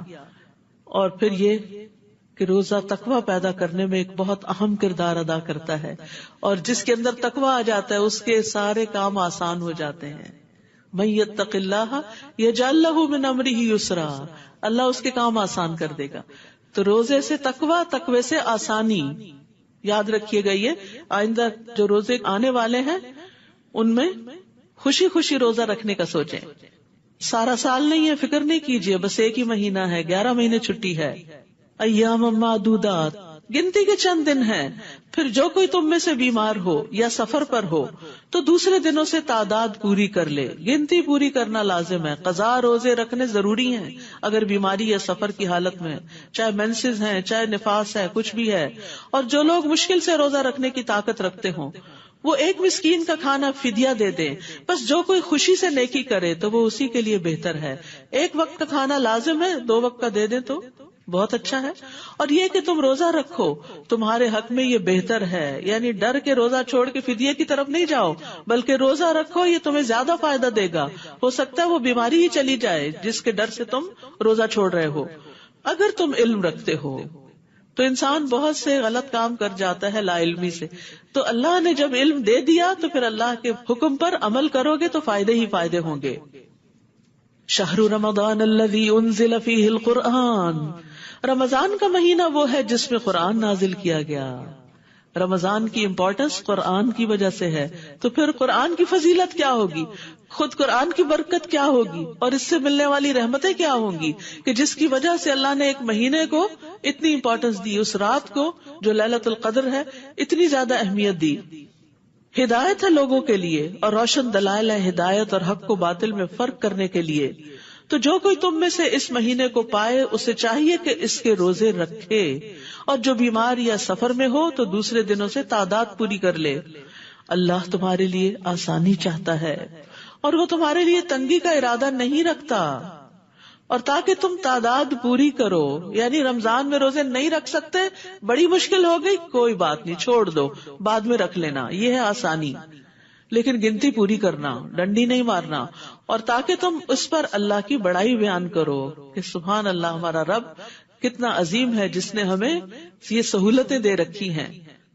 اور اس بات پر اللہ کی بڑائی بیان کرو کہ اس نے تمہیں ہدایت بخشی اور تاکہ تم شکر ادا کرو. تو روزہ رکھنے کا ایک مقصد تقوی کے علاوہ شکر بھی ہے. رمضان میں ایک اور خاص کام دعا کرنا، لیکن یہ صرف رمضان کے ساتھ خاص نہیں، عام دنوں میں بھی دعا کرنی چاہیے. وَإِذَا سَأَلَكَ عِبَادِي عَنِّي فَإِنِّي قَرِيبٌ أُجِيبُ دَعْوَةَ الدَّاعِ إِذَا دَعَانِ فَلْيَسْتَجِيبُوا لِي وَلْيُؤْمِنُوا بِي لَعَلَّهُمْ يَرْشُدُونَ. اور جب میرے بندے آپ سے میرے بارے میں سوال کریں، اللہ کے بارے میں سوال کریں، کہاں ہے ہمارا رب، قریب ہے کہ دور ہے، کہہ دیجئے بے شک میں قریب ہوں، میں پکارنے والے کی پکار کا جواب دیتا ہوں. سبحان اللہ. جب آپ یا اللہ کہتے ہیں تو اللہ تعالیٰ جواب دیتے ہیں، اللہ تعالیٰ پکار سنتے ہیں، وہ دعا قبول کرتے ہیں. میں پکارنے والے کی پکار کا جواب دیتا ہوں جب بھی وہ مجھے پکارے، جب بھی، جہاں، دیر اینڈ دین، دن ہو، رات ہو، صبح اور شام ہو، اٹھتے بیٹھتے لیٹتے چلتے پھرتے دوڑتے بھاگتے سفر کرتے گھر میں ہوتے ہوئے، رات کو آدھی رات پہ آنکھ کھل جائے، کسی بھی وقت جب بھی پکارو گے رب تمہاری پکار سنے گا. لیکن جواب کے لیے انہیں چاہیے کہ وہ بھی میرا حکم مانے. فَلْيَسْتَجِيبُوا لِي. کوئی بھی ریلیشن شپ دو طرفہ ہوتا ہے. اگر آپ چاہتے ہیں کہ آپ کی بات سنی جائے تو آپ کو بھی بات سننی چاہیے. گھر میں بھی آپ دیکھیں کہ صرف آپ ہی بچوں کی مانتے جائیں اور وہ آپ کی کبھی نہ مانے، یا آپ ہی شوہر کی مانتے جائیں اور وہ آپ کی کبھی نہ مانے. سب کو یاد رکھنا چاہیے ہیلدی ریلیشن شپ چاہے بندوں کے ساتھ ہو یا اللہ سبحانہ تعالیٰ کے ساتھ، دو طرفہ ریلیشن ہوتا ہے. کسی کو بھی فار گرانٹیڈ نہ لیں کہ وہ اگر آپ کے ساتھ احسان کرتا ہے، آپ کے ساتھ بھلا کرتا ہے تو بس وہ تو اس کو کرنا ہی چاہیے، وہ تو ماں باپ ہے ان کو کرنا ہی چاہیے. جواباً آپ کو بھی کرنا چاہیے. وہ تو میری بہن ہے، مجھ سے زیادہ امیر ہے، اس کو تو مجھ پہ خرچ کرتے ہی رہنا چاہیے. ہاں، کبھی آپ کو بھی اس پہ کچھ خرچ کرنا چاہیے. تو کسی بھی انسان کو، چھوٹا ہو بڑا ہو اپنا ہو پرایا ہو، فار گرانٹیڈ نہ لیں، کسی مطلب سے نہ لیں، خود غرضی اختیار نہ کریں. کوئی اسمائل کرتا ہے تو جواباً اسمائل دیں، کوئی سلام کرتا ہے تو جواب میں سلام کا جواب دیں، کوئی آپ کو اچھا مشورہ دیتا ہے آپ شکریہ ادا کریں اس کا، کوئی آپ کے کسی کام آتا ہے آپ اس کے لیے دعا کریں. یعنی صرف لینے والے نہ بنے، دینے والے بنے. اور جب کوئی احسان کرے اس کا بدلہ تو دیں ہی کسی بھی شکل میں، چاہے دعا ہی کی شکل میں. لیکن اللہ سبحانہ تعالیٰ کے ساتھ بھی ایسا ہی کہ جب اللہ کا حکم آ جائے تو اللہ تعالیٰ کا حکم مانے. ہم کہتے ہیں میری دعائیں قبول نہیں ہوتی. کیوں؟ آپ کتنی بات مانتے ہیں اللہ کی؟ اپنے گناہوں پر بھی ذرا نظر کر لیں، کیونکہ جو گناہ ہوتے ہیں نا وہ بندے اور اللہ کے بیچ میں دیوار بن جاتے ہیں، رکاوٹ بن جاتے ہیں.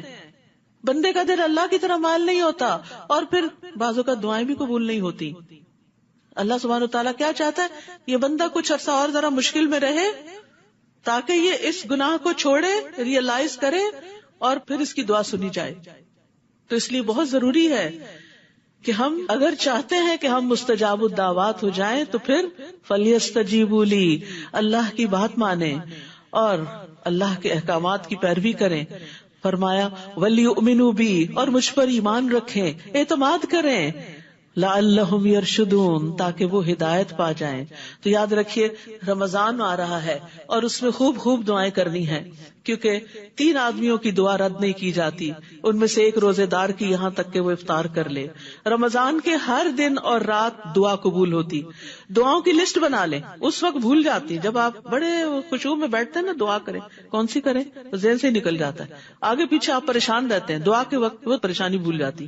تو جتنی زندگی میں پریشانیاں لکھ لیں، ایک تو ویسے ہی دل ہلکا ہو جائے گا، اور دوسرا یہ کہ ان میں سے ایک ایک کا ذکر کر کر کے اللہ سے دعا کرے. رسول اللہ صلی اللہ علیہ وسلم نے فرمایا بے شک رمضان کے ہر دن اور ہر رات اللہ تبارک و تعالیٰ کی طرف سے کچھ لوگوں کو جہنم سے خلاصی نصیب ہوتی. اللہ سبحانہ و تعالیٰ ہمیں بھی اس میں شامل کر لے. اور ہر دن اور رات میں مسلمان کی ایک دعا ایسی ضرور ہوتی ہے جو قبول ہو جائے. روزے سے متعلق کچھ مزید احکامات. روزے کی رات میں تمہارے لیے اپنی عورتوں کے پاس جانا حلال کر دیا گیا. وہ تمہارے لیے لباس ہیں، تم ان کے لیے لباس ہو. سبحان اللہ. شوہر بیوی کا رشتہ، ایک دوسرے کا لباس. لباس کس لیے پہنتے ہیں آپ؟ خوبصورت لگنے کے لیے. شادی کے بعد ایک عورت اور خوبصورت ہو جاتی ہے شوہر کے کمپینین شپ میں، اس کے ساتھ میں، لہٰذا اس لباس کو تار تار نہیں کرنا چاہیے. اسے داغدار نہیں کرنا چاہیے، اسے اتارنا نہیں چاہیے، لباس کو لباس سمجھ کر امپورٹنس دینی چاہیے. آپ اپنے لباس کا کیسے خیال رکھتے ہیں؟ ذرا سا بھی میلا ہو جائے تو آپ کو کتنی فکر ہوتی ہے. کیا اگر آپ کے شوہر کے اوپر کسی طرح کے کوئی گناہ یا کسی چیز کے اثرات آنے لگے آپ کو فکر ہوتی ہے؟ کبھی وہ دین سے دور ہونے لگے آپ کو فکر ہوتی ہے؟ لباس کے اندر کوئی داغ لگ جائے آپ دھونے کی کوشش کرتے ہیں، آپ وقتی طور پہ چھپا لیتے ہیں، اپنا پلو موڑ لیتے ہیں. اسی طرح ہسبینڈ اینڈ وائف ایک دوسرے کے عیب چھپاتے ہیں، وہ سرے عام سرے بازار اس کا اعلان نہیں کرتے، اس کی تشہیر نہیں کرتے، ہر ایک کے سامنے قصہ سنانے نہیں بیٹھ جاتے. ہمارے بہت سے مسائل اس لیے بڑھتے ہیں کہ وہ بیڈ روم سے باہر آ جاتے ہیں. وہ اپنی ماں کو بتا رہا ہے، وہ اپنی ماں کو بتا رہی ہے، وہ اپنے بہن بھائیوں کو سنا رہا ہے، یہ اپنے بہن بھائیوں کو سنا رہی ہے. تمہیں اللہ نے ایک دوسرے کے قریب ترین رکھا ہے، آپس میں ایک دوسرے کے ساتھ نمٹو. گندگی جتنی پھیلے اتنی سمیٹنی مشکل ہوتی ہے. آپ نے دیکھا ہوگا نا، کہیں پر تھوڑی سی بھی گرے تو آپ ادھر سے ہی اس کو صاف کر لیں، اسپنج کر لیں، دھو لیں، ڈٹرجنٹ لگا لیں، کلین کر لیں، چمکا لیں، ری پینٹ کر دیں، بات ختم. لیکن اگر آپ اس کو پھیلا دیں گے تو پھر کیا ہوگا؟ پھر تو چیزیں آؤٹ آف کنٹرول ہو جائیں گی. اس لیے بڑا ضروری ہے ہم سب، میں اور آپ سب، یعنی اپنے اپنے شوہر کی، خواتین میرے سامنے اس لیے میں آج زانہ درخواست کروں گی کہ اپنے گھروں کو بچائیں. اور اس کے لیے سب سے پہلا کی پوائنٹ جو اللہ سبحانہ وتعالیٰ نے ہمیں بتا دیا ہے، ایک دوسرے کا لباس بن کے رہو، ایک دوسرے کے لیے زینت اور پروٹیکشن بن کے رہو، ایک دوسرے کی حفاظت کرو، ایک دوسرے کی فکر کرو. یعنی جب انسان لباس پہن لیتا نا تو اپنے جسم کو نہیں دیکھتا، وہ لباس کو دیکھتا ہے. شادی جب ہو جاتی ہے تو پھر میں نہیں رہا کرتی، پھر انسان دوسرے کے لیے جیتا ہے، اس کو راحت پہنچاتا ہے، اس کی خوشی کو دیکھتا ہے، اس کی صفائی کو دیکھتا ہے، اس کو زینت بخشتا ہے. آپ دوسرے کا لباس ہیں، آپ اس کی خوبصورتی ہیں، آپ اس کی عزت ہیں، اس عزت کو داغدار نہ کریں.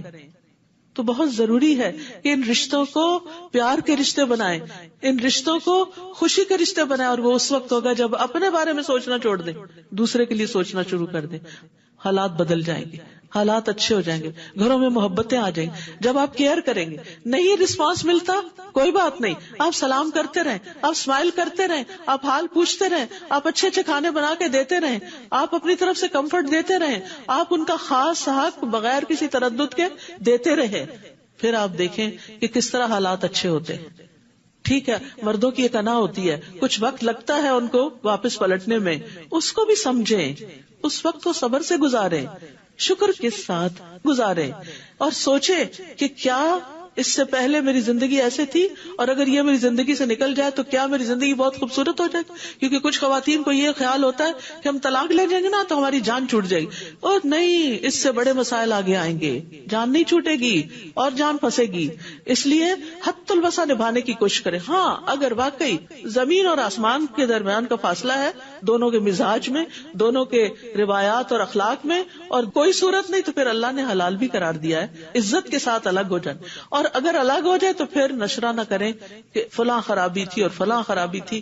کل ہی کسی نے مجھ سے پوچھا کہ اس طرح کچھ معاملہ پیش آ رہا ہے خاندان میں، تو آپ کیا مشورہ دیتی؟ میں نے کہا آپ نے کسی کو ذکر نہیں کرنا کہ کیا وجہ بنی. معاملہ لڑکی کے اندر کوئی گڑبڑ تھی، کہیں اور مائل ہو گئی تھی تو رہنا نہیں چاہتی تھی، تو ہم زبردستی تو نہیں رکھ سکتے اگر کوئی لڑکی رہنا نہیں چاہتی. اب میں نے کہا کہ آپ نے اس لڑکی کا عیب نہیں کھولنا، کہیں نہیں کھولنا. کوئی بھی پوچھے، بہن بھائی پوچھے، دوسرا پوچھے، تیسرا، آپ کے بس اللہ کی مرضی یہی تھی، بس نہیں بنی، بس بات ختم. آپ ان کا لباس ہیں، اللہ نے آپ کو یہ درجہ اور رتبہ دیا ہے، آپ لباس بن کے دکھائیں، یہ اللہ کا حکم ہے. پردہ داری مت کریں، پردے رکھیں. آپ دوسروں کا رکھیں گے تو انشاءاللہ اللہ آپ کا رکھے گا. کون سا کپل ایسا ہے جس میں اختلاف نہ ہو، جس میں کوئی خامی نہ ہو؟ ہر انسان میں کمزوریاں ہیں، ہر ایک میں غلطیاں ہیں. تو کیا ہم دوسروں کی غلطیوں کو اچھالتے ہی رہیں؟ ہن لباس لکم وانتم لباس لہن، وہ تمہارے لیے لباس ہیں اور تم ان کے لیے لباس ہو. اللہ نے جان لیا کہ تم اپنے نفسوں سے خیانت کر رہے تھے، یعنی رمضان کی راتوں میں تعلق قائم کر رہے تھے ان سے، تو اس نے تم پر مہربانی کی اور تم کو معاف کر دیا. بس اب تم ان سے مباشرت کرو اور اللہ نے جو تمہارے لیے لکھ رکھا ہے اسے تلاش کرو، اور کھاؤ اور پیو یہاں تک کہ تمہارے لیے صبح یعنی فجر کے وقت کی سفید دھاری رات کی سیاہ دھاری سے واضح ہو جائے. پھر روزہ رات تک پورا کرو، اور جب تم مسجدوں میں اعتکاف میں ہو تو ان سے مباشرت نہ کرو، یہ اللہ کی حدود ہیں، بس ان کے قریب بھی نہ جانا. اسی طرح اللہ اپنی آیات کو لوگوں کے لیے کھول کھول کر بیان فرماتا ہے تاکہ وہ بچ جائیں. کتنی پیاری باتیں ہیں اس آیت میں، تاکہ لوگ برے انجام سے بچ جائیں، دنیا کے بھی برے انجام سے اور آخرت کے بھی برے انجام سے. اور تم آپس میں ایک دوسرے کا مال باطل طریقے پر نہ کھاؤ اور نہ اس کو رشوتاً حاکموں کے پاس لے جاؤ تاکہ تم لوگوں کے مال کا کچھ حصہ گناہ کے ساتھ کھاؤ حالانکہ تم جانتے ہو. یعنی ایسا نہ کرنا کہ کسی کا حق رشوت دے کے مار لینا. وہ آپ سے نئے چاندوں کے بارے میں سوال کرتے ہیں، کہہ دیجئے وہ لوگوں کی عبادت اور حج کے لیے اوقات مقررہ ہیں. چاند جو ہے وہ اللہ کی بڑی نشانیوں میں سے ایک نشانی، باریک دھاری سے آغاز ہوتا ہے، پھر مہینے کے درمیان میں آ کے مکمل ہو جاتا ہے، پھر آخر میں آ کے پھر اصل شکل پہ لوٹ جاتا ہے. اس سے ہمارے لیے عبادات کا تعین ہوتا ہے، روزے کب آ رہے ہیں، حج کب ہوگا، محرم کب ہے، اور ایام 20 کون سے ہیں. تو یہ اللہ سبحانہ تعالیٰ کی طرف سے ایک بہت بڑی ہمارے لیے نعمت ہے، اور اس سے پتہ چلتا ہے کہ اللہ نے ہمارے لیے دین کو کتنا آسان کیا کہ ایک ابدی کیلنڈر ہمارے لیے مقرر کر دیا. اور نیکی یہ نہیں کہ تم گھروں میں ان کے پیچھے کی طرف سے آؤ، بلکہ نیکی اس کی ہے جو تقوی اختیار کرے، اور گھروں میں ان کے دروازوں سے آیا کرو اور اللہ سے ڈرو تاکہ تم فلاح پا جاؤ. یہ بھی ایک کی پوائنٹ ہے، وَأْتُوا الْبُيُوتَ مِنْ أَبْوَابِهَا. ہر کام کو اس کے صحیح طریقے پہ کرو، صحیح جگہ سے چیزوں کو اپروچ کرو، صحیح طریقہ اختیار کرو. اور اللہ کی راہ میں ان لوگوں سے لڑو جو تم سے لڑتے ہیں، اور زیادتی نہ کرنا، بے شک اللہ زیادتی کرنے والوں سے محبت نہیں رکھتا. چاہے تم اللہ کے محبوب ہو، اگر تم نے زیادتی کی تو پھر محبت نہیں رہے گی. اور تم دوران جنگ جہاں انہیں پاؤ قتل کر دو، اور تم انہیں وہاں سے نکال دو، یعنی مکہ سے جہاں سے انہوں نے تمہیں نکالا ہے. اور فتنہ قتل اور خون ریزی سے زیادہ شدید ہے. اور تم ان سے مسجد حرام کے پاس نہ لڑو یہاں تک کہ وہ خود تم سے اس میں لڑیں، پھر اگر وہ تم سے حدود حرم میں لڑیں تو تم بھی ان سے لڑو. ایسے کافروں کی یہی سزا ہے. پھر اگر وہ باز آ جائیں تو بے شک اللہ بے حد بخشنے والا نہایت رحم کرنے والا ہے. اور ان سے جنگ کرو یہاں تک کہ فتنہ باقی نہ رہے اور دین صرف اللہ ہی کے لیے ہو جائے. پھر اگر وہ باز آ جائے تو ظالموں کے سوا کسی پر زیادتی نہیں. حرمت والا مہینہ حرمت والے مہینے کے بدلے میں ہے، اور حرمتوں کا بھی قصاص ہے. بس جو تم پر زیادتی کرے تو جیسی زیادتی وہ تم پر کرے ویسی ہی تم اس پر کرو. اور اللہ سے ڈرتے رہو اور جان لو کہ اللہ متقین کے ساتھ ہے، تقوی والوں کے ساتھ ہے. تقوی والوں کو اللہ کی خاص معیت ملتی ہے. وَأَنفِقُوا فِي سَبِيلِ اللَّهِ. اور اللہ کی راہ میں خرچ کرو اور اپنے ہاتھوں اپنے آپ کو ہلاکت میں نہ ڈالو. اور تم نیکی کرو، بے شک اللہ نیکی کرنے والوں سے محبت کرتا ہے. تو یاد رکھیے، رشتہ داروں کو دینا نیکی ہے، والدین پہ خرچ کرنا، یتیموں کو، مسکینوں کو، مسافروں کو، مختلف ضرورت مندوں کو دینا. اور یہاں ایک اور خرچ کی مت بتائی گئی، اور وہ ہے فی سبیل اللہ، اللہ کے راستے میں، اللہ کے دین کی تبلیغ کے لیے، اللہ کے دین کے دفاع کے لیے، اللہ کے دین کو پروموٹ کرنے کے لیے. عام طور پر ہم جب صدقہ خیرات کرتے ہیں، پیسہ نکالتے ہیں، تو ہم باقی چیزوں پہ تو خرچ کرتے رہتے ہیں، لیکن دین کی ترقی کے لیے، دینی اداروں کی مضبوطی کے لیے عموماً خرچ نہیں کرتے. تو یہاں پر اللہ تعالیٰ فرماتے ہیں اللہ کی راہ میں خرچ کرو اور اپنے ہاتھوں اپنے آپ کو ہلاکت میں نہ ڈالو، کیونکہ دین ہے تو تم بچے ہوئے ہو، تمہاری حفاظت ہے. دین نہیں تو پھر ہلاکت ہے. اور احسان کے درجے میں یہ سب کچھ کرو کیونکہ اللہ تعالیٰ محسنین سے محبت کرتا ہے. اور حج اور عمرے کو اللہ ہی کے لیے پورا کرو، خالصتاً اللہ کی رضا کے لیے.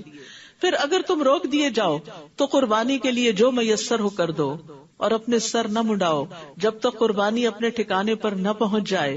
پھر تم میں سے جو بیمار ہو یا اس کے سر میں کسی طرح کی تکلیف ہو اور وہ سر منڈوا لے تو روزے یا صدقے یا قربانی میں سے کوئی ایک فدیہ دے دے. پھر جب تم امن میں آ جاؤ تو جو کوئی حج کے دنوں تک عمرے کا فائدہ اٹھائے تو اسے جو قربانی میسر ہو وہ کر لے. اور پھر جو قربانی نہ پائے تو 3 دن کے روزے حج کے دوران اور 7 دن کے اس وقت رکھے جب تم گھروں کو واپس جاؤ. یہ پورے 10 ہیں. یہ حکم اس کے لیے ہے جس کے اہل و عیال مسجد حرام یعنی مکہ میں رہنے والے نہ ہوں. اور اللہ سے ڈرتے رہو اور جان لو کہ بے شک اللہ سخت سزا دینے والا ہے. پھر فرمایا الحج اشہر معلومات، حج کے مہینے معلوم ہیں یعنی مقرر ہیں. تو جو شخص ان مہینوں میں حج کو فرض کر لے تو حج کے دوران نہ کوئی بے حیائی کی بات کرے، نہ کوئی گناہ کرے، نہ لڑائی جھگڑا کرے، جو کہ بہت مشکل کام ہے.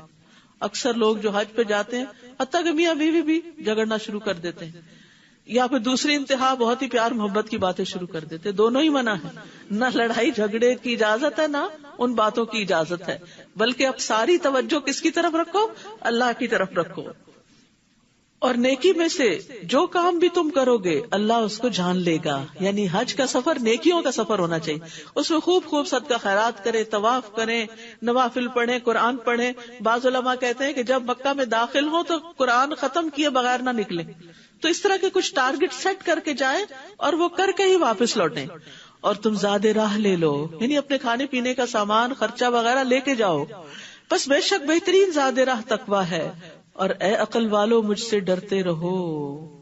واتقون، تقویٰ اختیار کرو.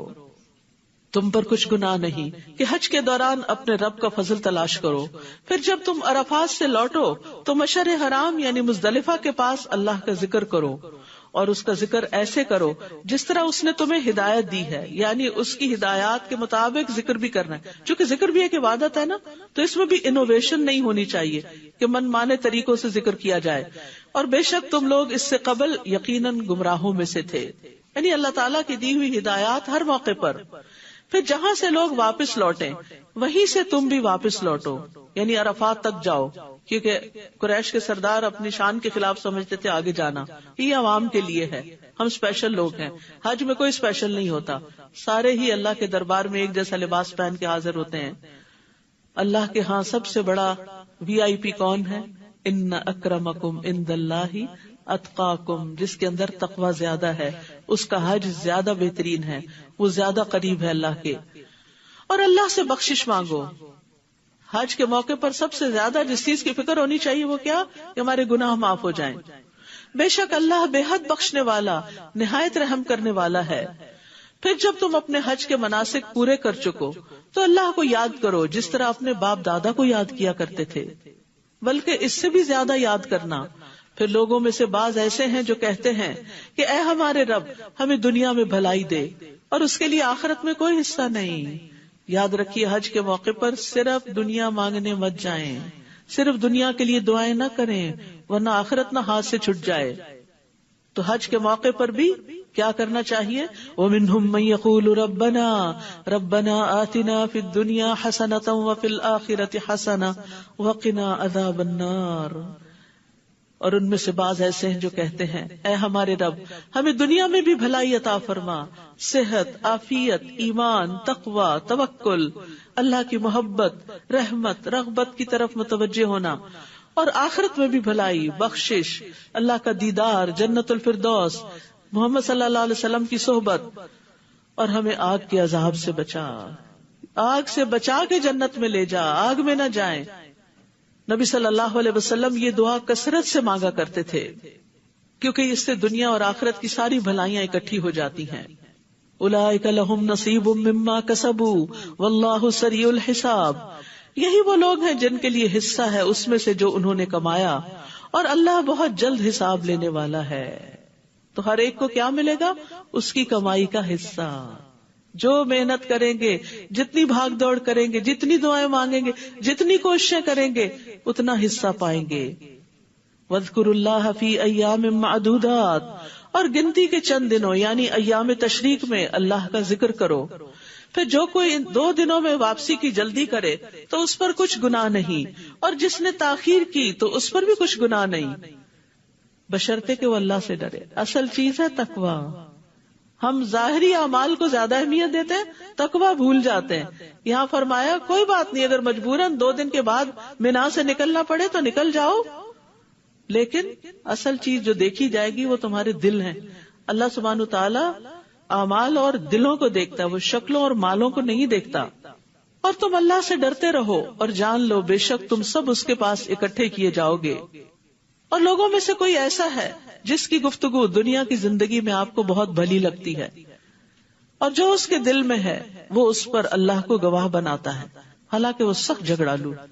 یعنی کچھ لوگ بڑی خوبصورت باتیں کرتے ہیں لیکن جب ان کا کسی سے معاملہ ہوتا ہے تو لڑائی جھگڑے پہ اتر آتے ہیں. یعنی وہ اچھی اچھی باتیں کر کے کیا چاہتے ہیں, لوگ بس سنتے ہی رہیں, کوئی آبجیکشن نہ کرے, کوئی سوال نہ کرے, کوئی اعتراض نہ کرے, اور اگر ذرا سا بھی کوئی کر دے تو لڑ پڑتے ہیں. اس کیریکٹر سے بھی بچنے کی ضرورت ہے. دیکھیے سائیکالوجی کی اصطلاح میں ایموشنل لیکس کہتے ہیں اس کو. کچھ لوگوں کی ایموشنل لیکس ہوتی. ایموشنل لیکس کیا ہے کہ آپ کچھ چیزوں کے بارے میں بہت سینسیٹیو ہوتے ہیں. جب کوئی آپ کو وہ خاص بات کہہ دے تو آپ کے ایموشن ٹریگر ہو جاتے ہیں اور آپ ریئیکشنری ہو جاتے ہیں. تو اول تو یہ کہ اپنی ویکنیسز بتائیں نا کسی کو, اور اگر پتا بھی ہے تو اپنے آپ کو کنٹرول کرنے کی کوشش کریں. مثلا اگر آپ کو کوئی کہے آپ تو ہر وقت طنزیہ باتیں کرتے رہتے ہیں, تو یہ کہنے کی بجائے میں نے کب طنزیہ بات کی, تمہیں کہاں سے لگا, بتاؤ مجھے, اور لڑائی شروع کر دے انسان. اور دوسرا رویہ کیا ہے, اچھا اوکے میں ٹھیک کرنے کی کوشش کروں. چوائس ہے نا آپ کے پاس, آپ کس طرح کا ری ایکشن شو کرتے ہیں. یعنی ایموشنل ہونا یا نہ ہونا آپ کے اپنے ہاتھ میں ہے, اور اگر آپ ہو گئے اور آپ کے منہ سے اور غلط باتیں نکل آئی, آپ ہی کا نقصان ہے, لڑائی بڑھ جائے گی. وہ آگ کبھی بھڑکی تھی کہ آپ نے اس پہ فیول ڈال کے اس کو بہت بڑا کر دیا. تو بہت سے فساد, بہت سی لڑائیاں جھگڑے, چاہے دوستوں میں ہو, چاہے خاندان ایکسٹینڈیڈ فیملی میں ہو, چاہے اپنے گھر کے اندر ہو, چاہے ہسبینڈ کے ساتھ ہو. آپ دیکھیں کہ ہسبینڈ کی کون کون سی بات آپ کو اچھی نہیں لگتی, نوٹ کر کے رکھے, اور کس کس بات میں آپ ایک دم چلا اٹھتے ہیں اور ایک دم پلٹ کے جواب دیتے ہیں اور ایک دم چیخ پڑتے ہیں. وہ آپ کی ویکنیسز ہیں دراصل. ان کی جو غلطی ہے وہ اپنی جگہ, لیکن یہ آپ کی کمزوریاں ہیں. وہ ہوتا ہے نا جسم کا جو مسل استعمال نہ کیا جائے, اگر بھول کے کوئی ہاتھ لگا دے تو آپ چلا اٹھتے ہیں, یہ کیا کیا تم نے, اللہ توبہ میں نے تو ابھی ہاتھ ہی لگایا تھا تمہیں. پھر پتہ چلتا ہے کہ یہ مسل کبھی استعمال نہیں ہوا تھا, اسے ایکٹیو نہیں کیا گیا تو وہ بہت ہی ٹینڈر ہو گیا, سینسیٹیو ہو گیا. تو اسی طرح ہماری اپنی کچھ ویکنیسز ہوتی ہیں جن پر ہم زندگی میں کبھی کام نہیں کرتے, نہ ہمیں کسی نے بتایا ہوتا کہ ہماری ویکنیسز ہیں, بس کسی کے چھیڑنے کی دیر ہے کہ ہم بھڑک اٹھتے ہیں. تو آپ اپنے آپ کو خود اینالائز کریں کہ کون آپ کی مدد کرے, خود کریں, کیونکہ کسی نے آپ کو بتایا تو آپ اور بھڑکیں گے. تو اس لیے بہتر یہ ہے کہ اپنے آپ کو خود ہی بتائیں کہ کون کون سے مواقع ایسے ہیں کہ جس میں میں آپ پہ سے باہر ہو جاتی ہوں. بیچارہ شوہر, ایک ابھی منہ سے آدھی بات نہیں نکلتی کہ ہم اس کی پوری کر دیتے ہیں.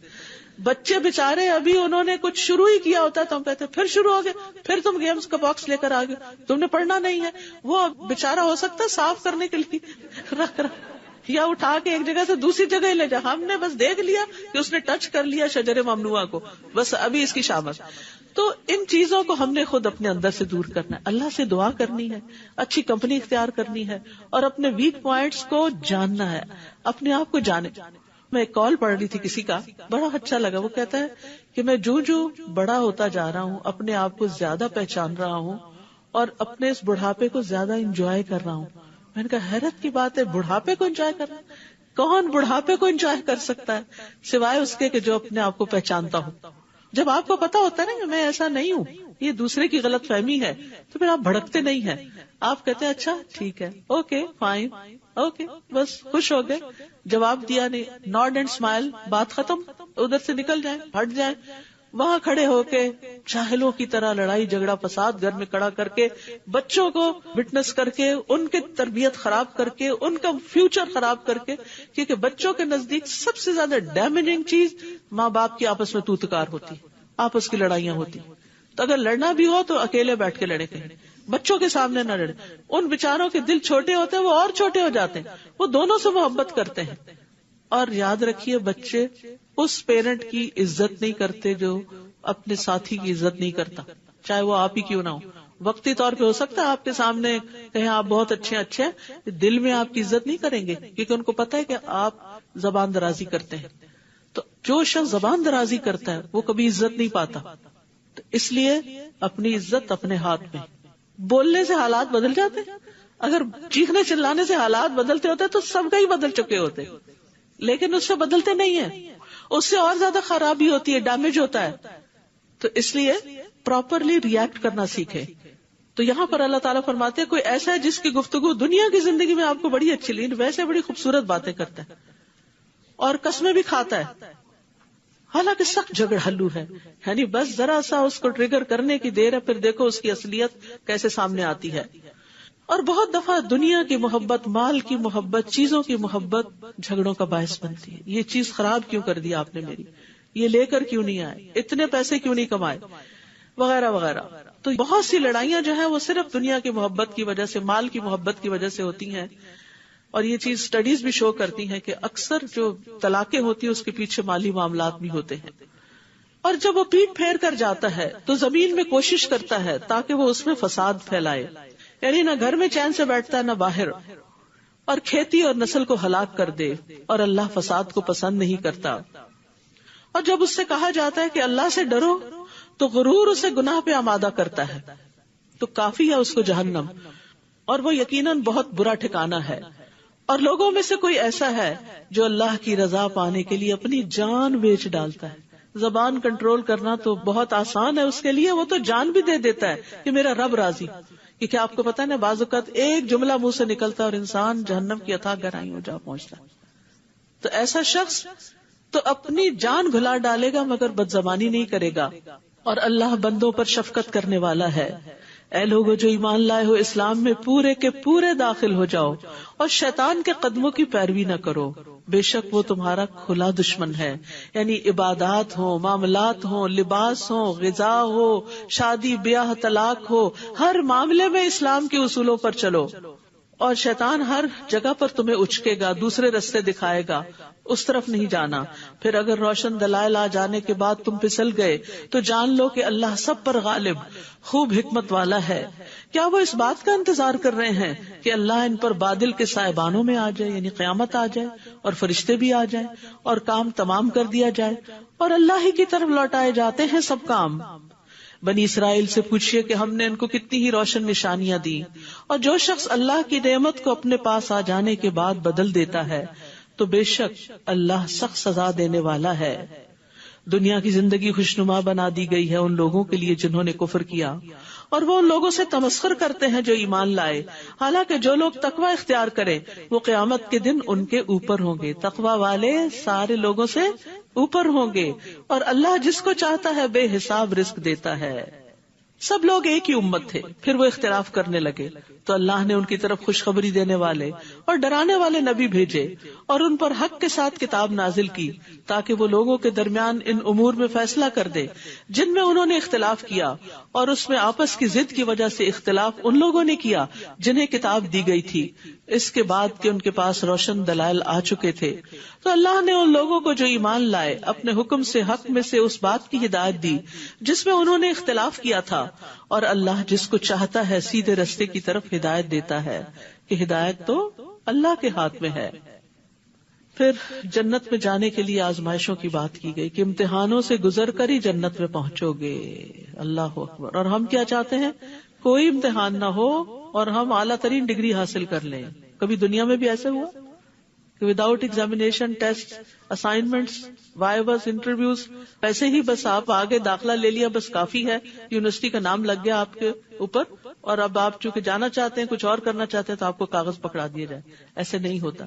دنیا میں بھی کوئی انسان ماہر نہیں ہوتا کسی علم میں, کسی فن میں, کسی ہنر میں, جب تک کہ وہ تجربات کی بٹی سے نہیں گزرتا.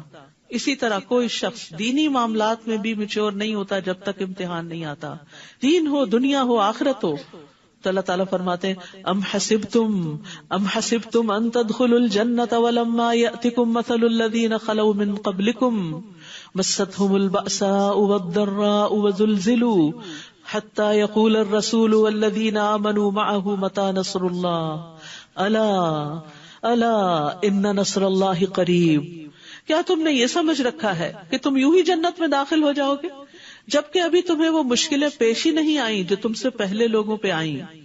ان کو سختیاں اور تکلیفیں پہنچیں اور وہ ہلا مارے گئے. دین کے راستے میں ان پہ بڑی بڑی مشکلیں آئیں, یہاں تک کہ رسول اور وہ لوگ جو ان کے ساتھ ایمان لائے تھے پکار اٹھے کہ کب آئے گی اللہ کی مدد. سنو, بے شک اللہ کی مدد قریب ہے, یہ وقت گزر جائے گا. تو یاد رکھیے اللہ سبحانہ و تعالیٰ اپنے پیغمبروں کو بھی آزماتا ہے اور ایمان والوں کا بھی امتحان لیتا ہے. اس لیے دین کی وجہ سے اگر کوئی آزمائش آئے تو صبر کے ساتھ, دعا کے ساتھ, نماز کے ساتھ اللہ سے مدد مانگنی چاہیے, لیکن دین پر جمے رہنا چاہیے. یسألونک ماذا ینفقون, وہ سوال کرتے ہیں آپ سے کہ وہ کیا خرچ کریں. آپ کہہ دیجئے کہ جو مال بھی تم خرچ کرو تو وہ والدین، سب سے پہلے ماں باپ، قرابت داروں، پھر رشتہ دار، یتیموں، محتاجوں اور مسافروں کے لیے ہے. اور جو بھلائی بھی تم کرو گے، وسیع ہے میدان، جہاں دیکھو خیر کرنے کی ضرورت ہے کرو، تو بے شک اللہ اس کو خوب جاننے والا ہے. یہ کیوں کہا گیا کہ اللہ اس کو خوب جاننے والا؟ تاکہ جو بھی کرو اللہ کے لیے کرو، کسی پر احسان جتاتے ہوئے نہیں. چھوٹی سی چھپی ہوئی نیکی بھی کوئی کرتا ہے، کسی کو نہیں پتا، اللہ کو پتا ہوتا ہے. پھر فرمایا کتب علیکم القتال، تم پر اللہ کے راستے میں لڑنا فرض کر دیا گیا. وَهُوَ كُرْهٌ لَكُمْ، اور وہ تمہیں ناگوار ہے. وَعَسَىٰ أَن تَكْرَهُوا شَيْئًا وَهُوَ خَيْرٌ لَكُمْ، ہو سکتا ہے کسی چیز کو تم ناپسند کرو اور وہی تمہارے لیے اچھی ہو. سبحان اللہ.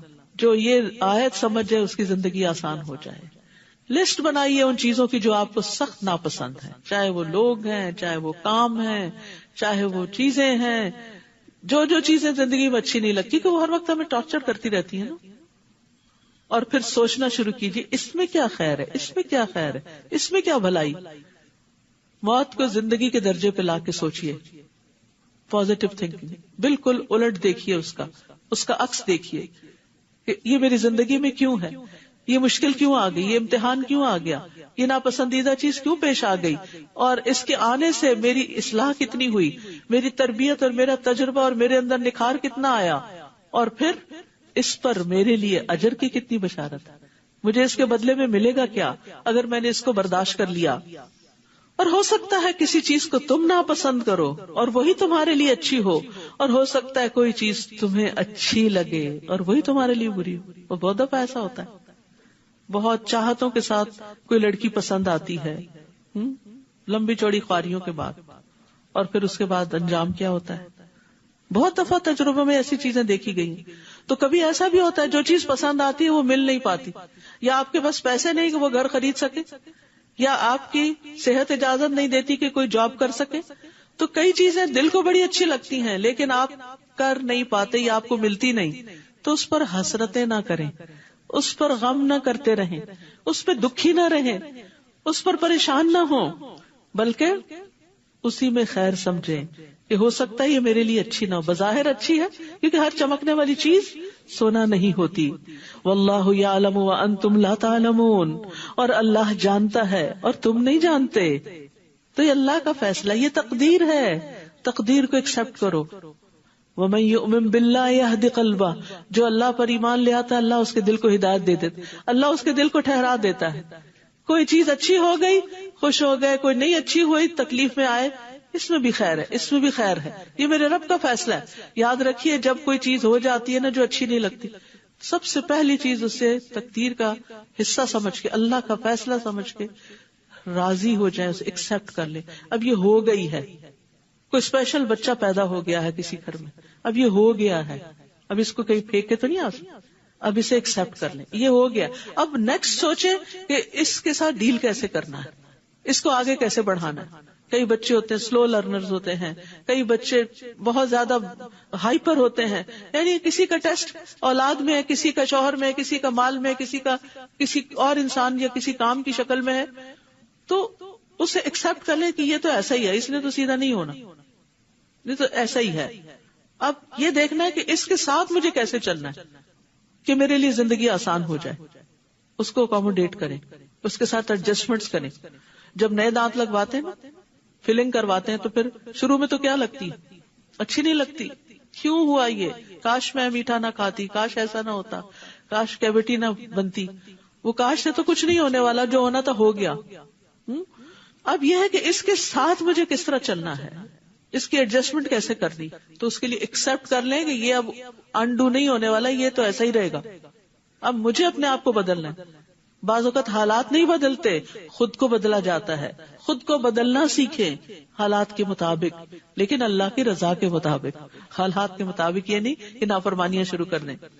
اور یہ سب کچھ اللہ کے اذن سے ہوا. جادو ہوا تو اللہ کے اذن سے، نظر لگی تو اللہ کے اذن سے، بیماری آئی تو اللہ کے اذن سے. تو اللہ نے اس سے نکلنے کا راستہ بھی بتایا، وہ بھی جانے، اس سے نکلے بھی، محنت بھی کریں اور پھر اس کے ساتھ جینا بھی سیکھیں. اگر وہ محنت اور کوشش کے باوجود زندگی سے نہیں نکلتا تو یاد رکھیے ہر مصیبت کے اندر نعمت چھپی ہوئی ہے. ہر مصیبت گناہوں کا کفارہ ہوتی ہے. صبر پر اجر ملتا ہے. خوشی ملنا بھی نعمت اور تکلیف آنا بھی نعمت، دونوں ہی نعمتیں ہوتی ہیں. مومن دونوں حالتوں میں خیر کماتا ہے، کبھی شکر کرتا ہے اور کبھی صبر کرتا ہے.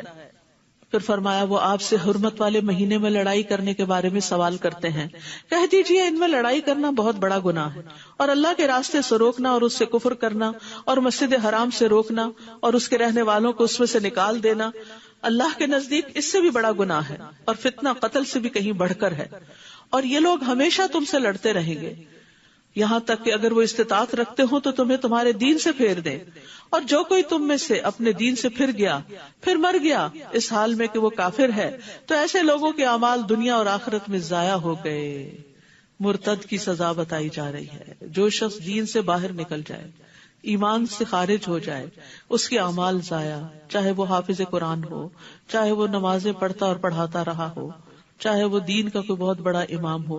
ہم دوسروں کے بارے میں سوچنے سے پہلے اپنے بارے میں سوچیں کہ یا اللہ تو ہمارے دلوں کو سلامت رکھنا، ہمیں استقامت دینا.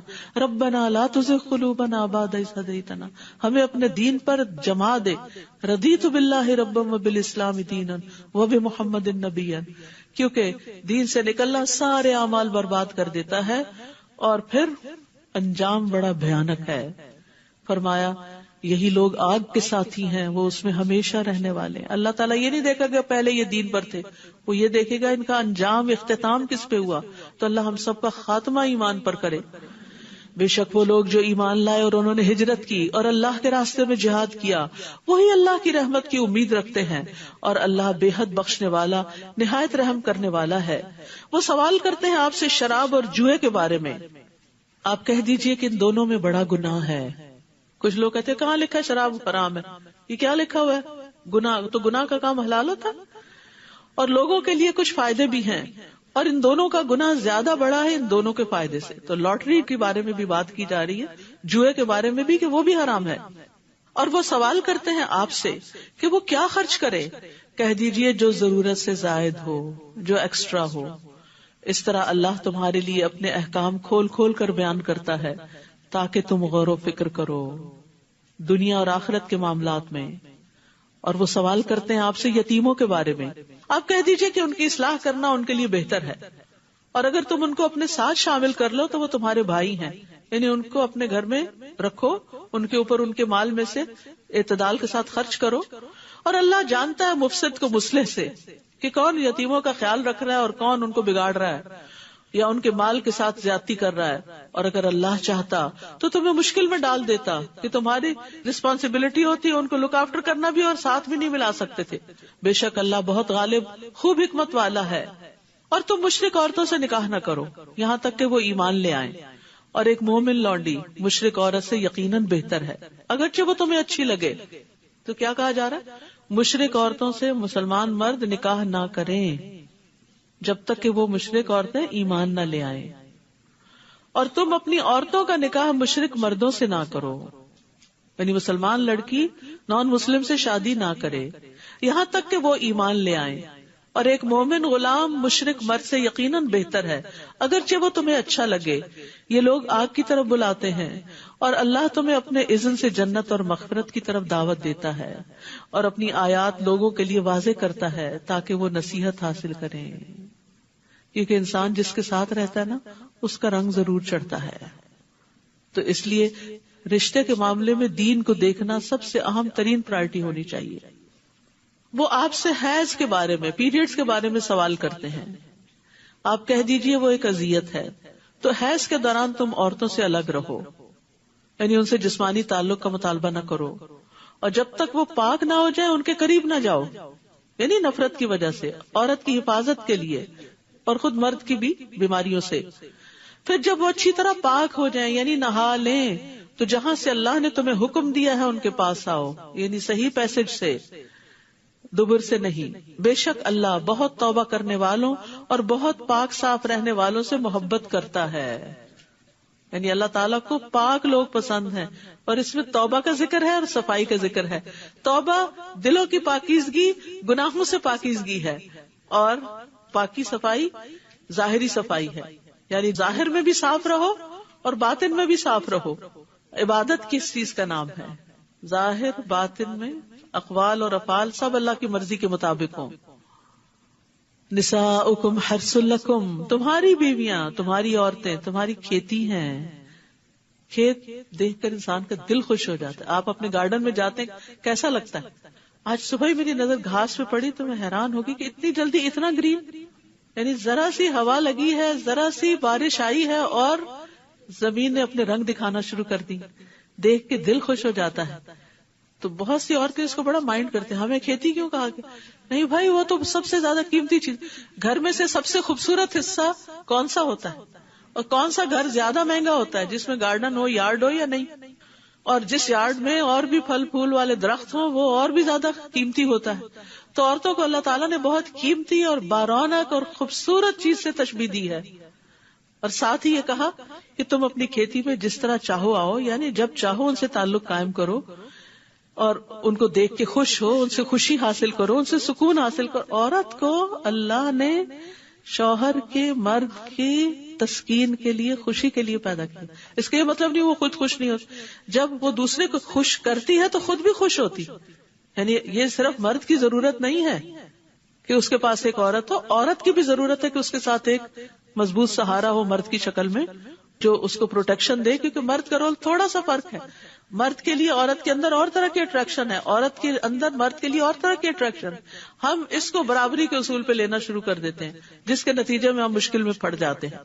یعنی مرد اور نگاہ سے عورت کو دیکھتا ہے، عورت دوسری نگاہ سے دیکھتی ہے. لہٰذا دونوں ایک دوسرے کے حقوق ادا کریں. آگے اس کی تفصیل مزید بھی آئے گی. اور اپنے نفسوں کے لیے نیک عمل آگے بھیجو.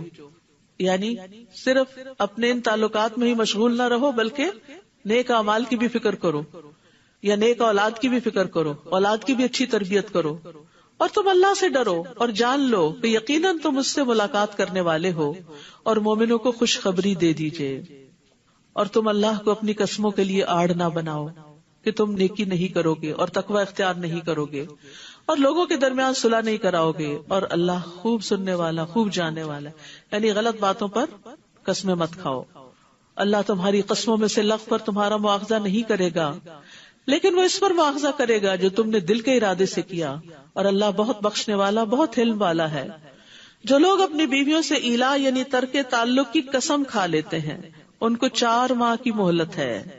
4 مہینے تک قسم کھا کے الگ ہو سکتے ہیں، پھر اگر وہ رجوع کر لیں تو یقیناً اللہ بہت بخشنے والا ہے، نہایت رحم کرنے والا ہے. اگر 4 مہینے سے پہلے کریں گے تو قسم کا کفارہ دینا ہوگا، اور اگر وہ طلاق دینے کا پختہ ارادہ کر لیں تو بے شک اللہ خوب سننے والا، خوب جاننے والا ہے. یعنی پھر 4 مہینے سے زیادہ ایسے ریلیشن شپ کو لنگر آن نہیں کیا جائے گا، یا بیوی کو واپس لے لیں یا پھر اس کو الگ کر دیں کہ وہ کہیں اور شادی کر سکے. اور طلاق یافتہ عورتیں 3 حیض تک اپنے آپ کو انتظار میں رکھیں، شادی نہ کریں. اور اگر وہ اللہ اور یوم آخرت پر ایمان رکھتی ہیں تو ان کے لیے یہ حلال نہیں کہ اللہ نے ان کے رحموں میں جو پیدا کیا ہو اسے چھپائیں. یعنی اصل مقصد کیا ہے اس عدت کا طلاق یافتہ عورت کے لیے؟ کہ استبراء رحم ہو، پتہ چل جائے کہ کوئی بچہ تو نہیں پیٹ میں، کیونکہ بچہ اسی کا ہے کہ جس سے وہ حاملہ ہوئی ہے. اور ان کے شوہر دوران عدت انہیں لوٹا لینے کے زیادہ حقدار ہیں، یعنی 3 مہینے کے اندر یا 3 حیض کے اندر، اگر وہ اصلاح کا ارادہ رکھتے ہوں. یہ شرط ہے، یعنی ستانے کے لیے نہیں کہ پھر دوبارہ اسی طرح ذلیل کریں گے، لڑکائیں گے اور پھر جب چاہیں گے طلاق دے دیں گے اور پھر عدت میں واپس لے لیں گے. اور ان عورتوں کے لیے معروف طریقے سے ویسے ہی حقوق ہیں جس طرح ان پر ذمہ داریاں ہیں. وَلَهُنَّ مِثْلُ الَّذِي عَلَيْهِنَّ بِالْمَعْرُوفِ وَلِلرِّجَالِ عَلَيْهِنَّ دَرَجَةٌ، اور مردوں کا ان عورتوں پر ایک درجہ ہے. اللہ نے یہ درجہ رکھا ہے. اگر نہیں مانیں گے تو 2 نقصان ہیں. ایک اللہ کی نافرمانی ہے، اس کا خمیازہ بھگتنا ہوگا، اور دوسرے حقیقت کا انکار، اس کا نقصان. یعنی جس کو اللہ نے رسپیکٹ دینے کے لیے کہا ہے اسے رسپیکٹ دینی چاہیے، جس کی بات ماننے کے لیے کہا اس کی بات ماننی چاہیے. اگر نہیں مانیں گے تو پھر نقصان ہی نقصان ہے، کچھ فائدہ نہیں. اور مردوں کا ان عورتوں پر ایک درجہ ہے. اور یہ نہ تو رسول اللہ صلی اللہ علیہ وسلم نے بتایا، نہ کسی اسکالر نے بتایا، یہ اللہ نے بتایا جس نے مرد اور عورت کو پیدا کیا. کیونکہ کسی بھی سسٹم کے اندر ٹاپ پر ایک ہی شخص ہوتا ہے. 2 لوگ ایک بس کے ڈرائیور نہیں ہو سکتے، 2 لوگ ایک کشتی نہیں چلائیں گے. 2 لوگ اگر کسی بھی جگہ پر کٹھی ڈرائیونگ شروع کر دیں جیسے عام طور پر ہوتا ہے، ہسبینڈ وائف ساتھ ساتھ بیٹھ جائیں اور دونوں ڈرائیور ہو، تو پھر کیا نتیجہ نکلتا ہے؟ سارا وقت انجوائے کرنے کی بجائے ایک انسٹرکٹر بن جاتا ہے اور ایک ڈرائیور بن جاتا ہے اور سارا سفر کا مزہ خراب کر دیتا ہے. اور اس میں دیکھیں بہت دفعہ بالکل اچانک ہی ہدایات دی جانے لگتی ہے. دیکھیں سامنے وہ دیکھ رہے ہیں، صرف آپ تھوڑی دیکھ رہے ہیں یا آپ زیادہ تھوڑی دیکھ رہے ہیں. تو بہرحال یہ اللہ تعالیٰ کی تقسیم ہے، اسے مان لینا چاہیے. اور اللہ بہت زبردست ہے، بہت حکمت والا ہے. تو جس طرح مردوں کے حقوق ہیں ایسے عورت کے بھی حقوق ہیں کہ آپ صلی اللہ علیہ وسلم نے فرمایا جب وہ خود کھائے تو اسے بھی کھلائے، جب وہ خود پہنے تو اسے بھی پہنائے. یہاں شوہر کے کچھ حقوق کی بھی بات کر دینی چاہیے کہ سب سے پہلی بات یہ کہ بیوی پر شوہر کی اطاعت معروف میں لازم ہے، فرض ہے، اس کے بغیر گزارا نہیں. پھر ایک اور حدیث کے مطابق اللہ کے بعد شوہر کا حق ہے.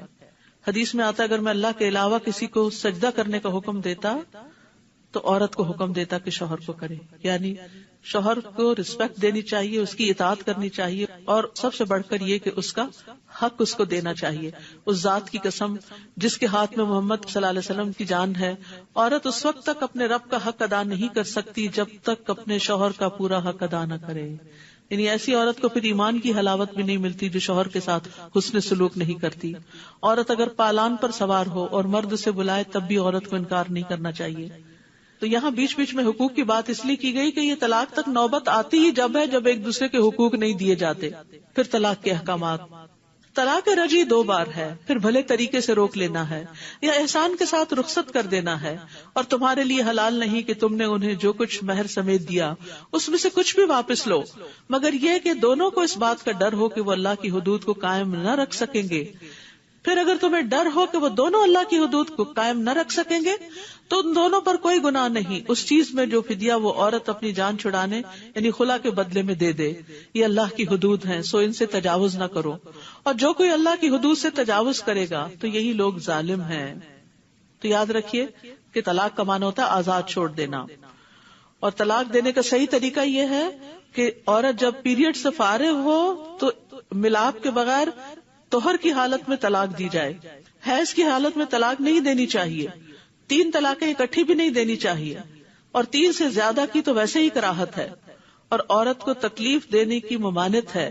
رسول اللہ صلی اللہ علیہ وسلم نے فرمایا اے اللہ میں 2 ضعیفوں کا حق مارنا حرام کرتا ہوں، یتیم کا اور عورت کا.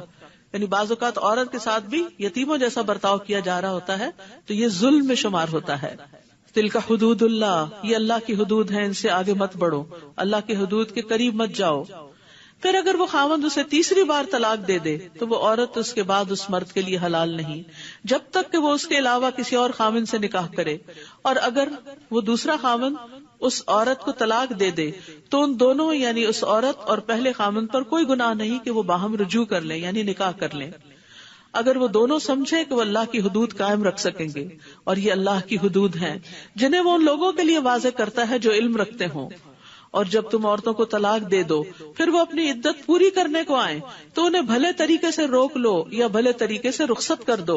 اور انہیں تکلیف دینے کے لیے مت روکو. یہ کس کو حکم دیا جا رہا ہے؟ مردوں کو، کہ مرد عورتوں کو تکلیف مت دیں، اس لیے مت روکو کہ تم ان کے ساتھ زیادتی کرو. اور جو کوئی ایسا کرے گا تو یقیناً اس نے اپنی جان پہ ظلم کیا. مرد یہ نہ سمجھے کہ اسے کوئی پوچھنے والا نہیں، وہ اپنی جان پہ ظلم کرتا ہے. اور تم اللہ کی آیات کو مذاق مت بناؤ، اور جو اللہ کی نعمت تم پر ہے اسے یاد رکھو، اور اسے بھی یاد رکھو جو اس نے کتاب و حکمت کی صورت میں تم پر نازل کیا ہے. وہ تمہیں اس کے ساتھ نصیحت کرتا ہے. اور اللہ سے ڈرو اور جان لو کہ یقیناً اللہ ہر چیز کو خوب جاننے والا ہے. اور جب تم عورتوں کو طلاق دے دو پھر وہ اپنی عدت کی مدت پوری کر لیں تو تم انہیں اپنے پہلے شوہروں کے ساتھ نکاح کرنے سے نہ روکو جب وہ معروف طریقے سے باہم رضامند ہو جائیں. یہ نصیحت اس کو کی جاتی ہے جو تم میں سے اللہ اور یوم آخرت پر ایمان رکھتا ہو. یہ بات تمہارے لیے زیادہ پاکیزگی اور طہارت کا باعث ہے، اور اللہ جانتا ہے اور تم نہیں جانتے. اور مائیں اپنی اولاد کو مکمل 2 سال دودھ پلائیں. یہ حکم اس کے لیے ہے جو رضاعت کی مدت کو پورا کرنے کا ارادہ کرے. اور والد کے ذمے معروف طریقے سے ماؤں کا کھانا اور کپڑا دینا ہے. کسی نفس کو اس کی وسعت سے بڑھ کر تکلیف نہ دی جائے، نہ تو والدہ کو اس کے بچے کی وجہ سے نقصان پہنچایا جائے اور نہ ہی والد کو اس کے بچے کی وجہ سے کسی طرح کا نقصان پہنچایا جائے. بعض اوقات ایسا ہوتا ہے کہ مرد کے ہاتھ میں کوئی عورت کا ویک پوائنٹ آ جاتا ہے اور وہ اسی کے ذریعے اس کو بار بار تکلیف دیتا ہے کہ اس کو اس سے ٹارچر ہوتا ہے، میں یہی بات پھر کروں گا. یعنی اگر مثلا بچہ عورت کی کمزوری ہے تو وہ ہر وقت دھمکی دے، میں بچہ چھین لوں گا، میں تمہیں نکال دوں گا، تو ایسی چیزیں ظلم میں شمار ہوتی ہیں. اور بچے کے وارث پر بھی اس طرح نان و نفقہ کی ذمہ داری ہے. پھر اگر وہ دونوں باہم رضامندی اور مشورے سے دودھ چھڑانے کا ارادہ کر لیں تو ان پر کچھ گناہ نہیں، اور اگر تم اپنی اولاد کو کسی اور عورت سے دودھ پلوانے کا ارادہ کرو تو بھی تم پر کوئی گناہ نہیں، اگر تم بھلے طریقے سے ان کے حوالے کر دو انہیں جو دینا طے کیا تھا. اللہ سے ڈرو اور جان لو کہ جو بھی تم کرتے ہو یقیناً اللہ اسے خوب دیکھنے والا ہے. یاد رکھیے، بچے کو دودھ پلانا عورت کا فرض ہے اور یہ بچے کا حق ہے، ثابت شدہ حق ہے. حدیث میں آتا ہے رسول اللہ صلی اللہ علیہ وسلم نے فرمایا، میرے پاس 2 آدمی آئے، انہوں نے میرا بازو پکڑا اور مجھے ایک دشوار گزار پہاڑ کے پاس لے گئے. ہم ایسی عورتوں کے پاس سے گزرے کہ سانپ ان کے بریسٹ کو نوچ رہے تھے. میں نے پوچھا، ان عورتوں کا کیا معاملہ ہے؟ انہوں نے کہا، یہ اپنے بچوں کو اپنا دودھ نہ پلانے والی عورتیں ہیں. کیوں نہیں پلاتی عورتیں؟ کہ فگر خراب ہو جائے گا. تو یہ بہت بڑا ظلم ہے، کیونکہ اس سے بچے کی زندگی کو نقصان پہنچتا ہے. ساری زندگی وہ ایک کمزور انسان کی طرح صحت کے مسائل کا شکار رہتا ہے. جن بچوں کو 2 سال کے اندر دودھ پینے کا موقع ملتا ہے ان کا امیون سسٹم بہت اسٹرانگ ہوتا ہے، وہ بہت سی اور بیماریوں سے بچے رہتے ہیں. تو ایک بچے کو ساری زندگی کے لیے مصیبت میں ڈال دینا صرف اپنی خوبصورتی برقرار رکھنے کے لیے، یہ ظلم نہیں تو کیا ہے؟ لیکن اگر کوئی عورت بیمار ہو اور پلانے کے قابل نہ ہو تو کسی اور سے پلوا سکتی، جیسے عربوں کے یہاں بہت رواج تھا. لیکن دودھ پینا بچے کا حق ہے، صرف ڈبے کا دودھ جو ہے وہ کافی نہیں. اور تم میں سے جو لوگ فوت ہو جائیں اور بیویاں چھوڑ جائیں تو وہ عورتیں 4 ماہ 10 دن تک اپنے آپ کو انتظار میں رکھیں. پھر جب وہ اپنی عدت کی مدت پوری کر چکیں تو جو بھی اپنی ذات کے بارے میں معروف طریقے سے طے کریں تو تم وارثوں پر کوئی گناہ نہیں، اور جو بھی تم کرتے ہو اللہ اس کی خوب خبر رکھنے والا ہے. بیوہ عورت کی عدت بتائی گئی. اور تم پر کوئی گناہ نہیں اگر تم ان عورتوں کو جو عدت میں ہو اشارتاً پیغام نکاح بھیجو یا اپنے دلوں میں چھپائے رکھو. یعنی عدت میں نکاح نہیں ہو سکتا لیکن اشارتاً بات ہو سکتی. اللہ جانتا ہے کہ یقیناً تم ان کا ذکر ضرور کرو گے، لیکن تم ان عورتوں سے نکاح کا خفیہ وعدہ نہ کرو سوائے اس کے کہ تم کوئی بھلی بات کہو، یعنی کوئی معروف طریقے سے اشارتاً کنایتاً کچھ پیغام بھیج دو.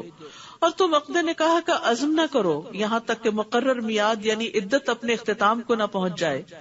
اور جان لو کہ یقیناً اللہ جانتا ہے جو تمہارے دلوں میں ہے، لہذا اس سے ڈرو اور جان لو کہ بے شک اللہ بہت بخشنے والا بہت بردبار ہے.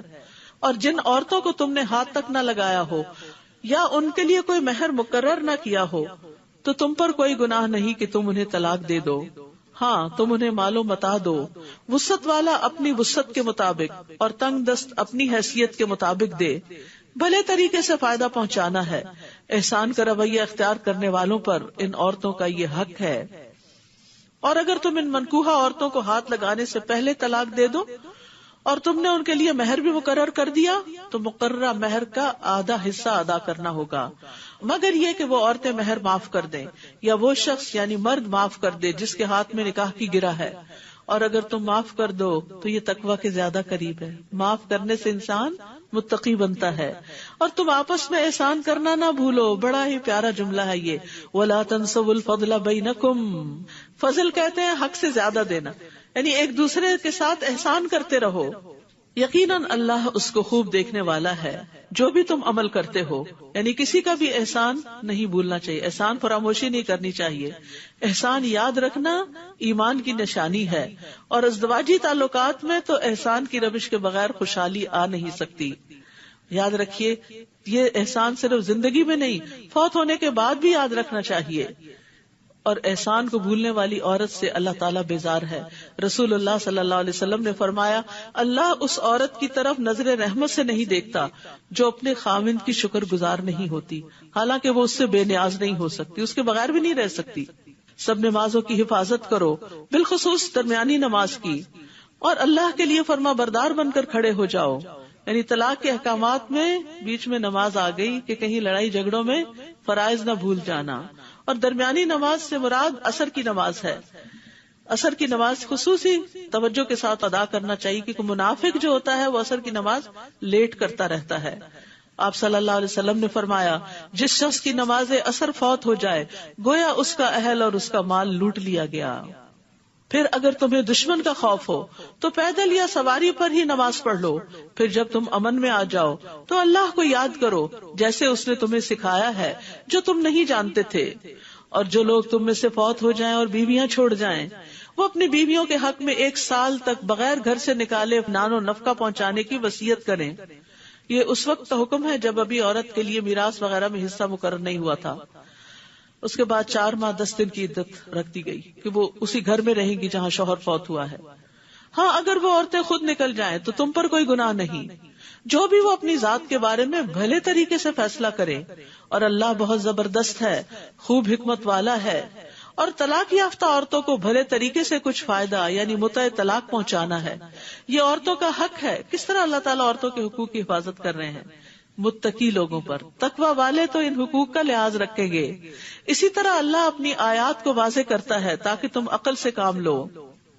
پھر کچھ واقعات کے ذریعے اہم سبق سکھائے گئے. الم تر الی الذین خرجوا من دیارہم وہم الوف حذر الموت. کیا تم نے نہیں دیکھا ان لوگوں کی طرف جو موت سے بچنے کے لیے اپنے گھروں سے نکل پڑے حالانکہ وہ ہزاروں کی تعداد میں تھے. تو اللہ نے ان سے کہا کہ مر جاؤ. پھر اس نے انہیں زندہ کر دیا. بے شک اللہ لوگوں پر فضل فرمانے والا ہے لیکن اکثر لوگ شکر ادا نہیں کرتے. اور اللہ کے راستے میں جنگ کرو اور جان لو کہ اللہ خوب سننے والا خوب جاننے والا ہے.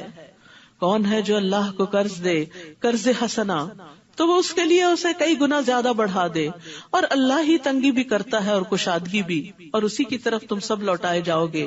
یہاں پیچھے فی سبیل اللہ جنگ کی بات ہوئی. جیسا کہ آپ جانتے کہ مدنی صورت ہے اور مدینہ میں ہوتے ہوئے نبی صلی اللہ علیہ وسلم پر تقریباً ہر سال اور کبھی سال میں 2 بار بھی جنگ مسلط ہوئی. جب جنگ لگتی ہے تو آپ کو معلوم ہے سب سے زیادہ اکانومی متاثر ہوتی تو زیادہ سے زیادہ پھر اللہ کے راستے میں صدقہ کرنے کا حکم دیا گیا اور اس کو قرض حسنہ شمار کیا گیا. قرض حسنہ وہ قرض ہوتا ہے جس میں ثواب کی امید کی گئی ہو جو دل کی خوشی سے دیا گیا ہو. ابن مبارک کہتے ہیں وہ قرض جو حلال مال سے دیا جائے. ایک اور قول یہ ہے کہ احسان نہ جتلایا جائے اور اذیت نہ دی جائے. پھر فرمایا الم تر الی الملأ من بنی اسرائیل من بعد موسیٰ. کیا آپ نے موسیٰ کے بعد بنو اسرائیل کے سرداروں کی ایک جماعت کو نہیں دیکھا جب انہوں نے اپنے نبی سے کہا تھا کہ ہمارے لیے ایک بادشاہ مقرر کر دیں کہ ہم اللہ کے راستے میں لڑیں. تو اس نے کہا کہیں ایسا نہ ہو کہ تم پر جنگ کرنا فرض کر دیا جائے اور پھر تم نہ لڑو. انہوں نے کہا اور کیا ہے ہمیں کہ ہم اللہ کے راستے میں نہ لڑیں جبکہ ہمیں اپنے گھروں اور بیٹوں سے نکال دیا گیا. پھر جب ان پر جنگ کرنا فرض کر دیا گیا تو سوائے چند ایک کے وہ سب منہ موڑ گئے اور اللہ ظالموں کو خوب جانتا ہے. اور ان کے نبی نے ان سے کہا کہ بے شک اللہ نے تمہارے لیے طالوت کو بادشاہ مقرر کر دیا ہے. تو انہوں نے کہا کہ اس کی بادشاہت ہم پر کیسے ہو سکتی ہے؟ ہم اس کے مقابلے میں بادشاہت کے زیادہ حقدار ہیں اور اسے مال میں وسعت نہیں دی گئی. یعنی بادشاہ تو وہ ہوتا ہے جس کے پاس بہت مال ہو ان کے خیال کے مطابق, اور طالوت تو بہت مالدار نہیں. فرمایا بے شک اللہ نے اس کو چن لیا ہے تم پر اور علم و جسم کے اعتبار سے زیادہ وسعت دی ہے, اور اللہ جسے چاہتا ہے اپنا ملک عطا کرتا ہے, اور اللہ وسعت والا خوب جاننے والا ہے. ہمارے دین میں منصب کی چاہت کی ممانعت ہے. خود سے کوئی عہدہ نہیں مانگنا چاہیے. اگر مل جائے تو اللہ سے مدد مانگنی چاہیے اور اس کے ذریعے اللہ سے قریب ہونا چاہیے, نہ کہ دور. جب کوئی اتھارٹی ہاتھ آ گئی تو انسان اپنے آپ کو بڑی چیز سمجھے اور اللہ کا حق مار دے. پھر اسی طرح اس آیت سے بھی پتہ چلتا ہے کہ علم والوں کو بغیر علم والوں پر فضیلت حاصل ہے. اللہ نے طالوت کو کس بنا پہ چنا؟ میرٹ کیا تھا کہ اس کا علم زیادہ ہے. دوسرا میرٹ کیا تھا؟ جسمانی اعتبار سے مضبوط ہے. تو لیڈرشپ میں دونوں چیزیں ہونی چاہیے, جسمانی قوت بھی یعنی اس اعتبار سے کہ وہ کام کرنے کی اہلیت رکھتا ہو, اور اس کے ساتھ ساتھ جو کام اس کو دیا جا رہا ہے وہ کام کرنا بھی آتا ہو. وقال لهم نبیہم, اور ان کے نبی نے ان سے کہا کہ اس کی بادشاہت کی علامت یہ ہوگی کہ تمہارے پاس وہ تابوت واپس آ جائے گا جس میں تمہارے رب کی طرف سے تسکین بھی ہے، اور آل موسیٰ اور آل ہارون کے چھوڑے ہوئے بقیہ جات بھی ہیں جسے فرشتے اٹھائے ہوئے ہوں گے، یقیناً اس میں تمہارے لیے ایک نشانی ہے اگر تم ایمان لانے والے ہو۔ یہ آیت جو ہے یہ آیت سکینت کہلاتی ہے۔ فیہ سکینت، سکینت وہ اطمینان ہوتا ہے جو اللہ اپنے بندوں کے دلوں میں ڈالتا ہے۔ سکینت انسان کو سکون اور وقار پر ابھارتی ہے، یعنی انسان کے اندر ایک وقار اور ٹھہراؤ آ جاتا ہے۔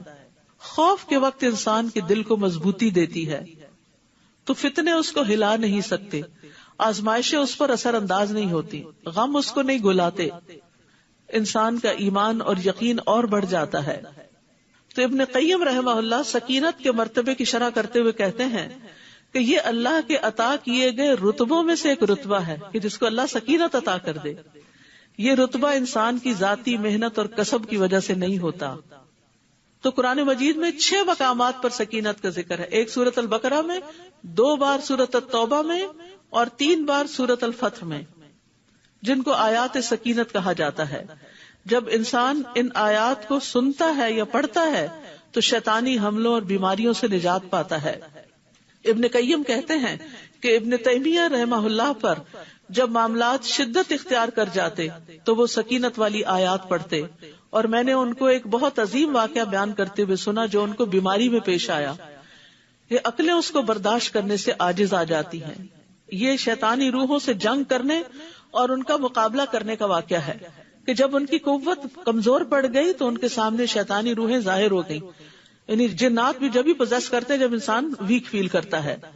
وہ کہتے ہیں جب معاملہ مجھ پہ بہت شدت اختیار کر گیا تو میں نے اپنے رشتہ داروں، اپنے ارد گرد والوں سے کہا مجھ پر سکینت والی آیات پڑھو۔ پھر وہ حالت مجھ سے ختم کر دی گئی اور میں بیٹھ گیا اور مجھے کوئی بیماری نہ رہی۔ تو کسی بھی پریشانی کے وقت ان آیات کو پڑھنا جو ہے یہ دل کے سکون کا باعث ہے، یہ بے قراری اور بے چینی، انگزائٹی کو دور کرتی ہیں، ایمان میں اضافے کا باعث ہوتی ہیں۔ آیات کے نمبر نوٹ کر لیجئے، سورۃ البقرہ کی 248، التوبہ 26، التوبہ 40، الفتح 4، الفتح 18، الفتح 26۔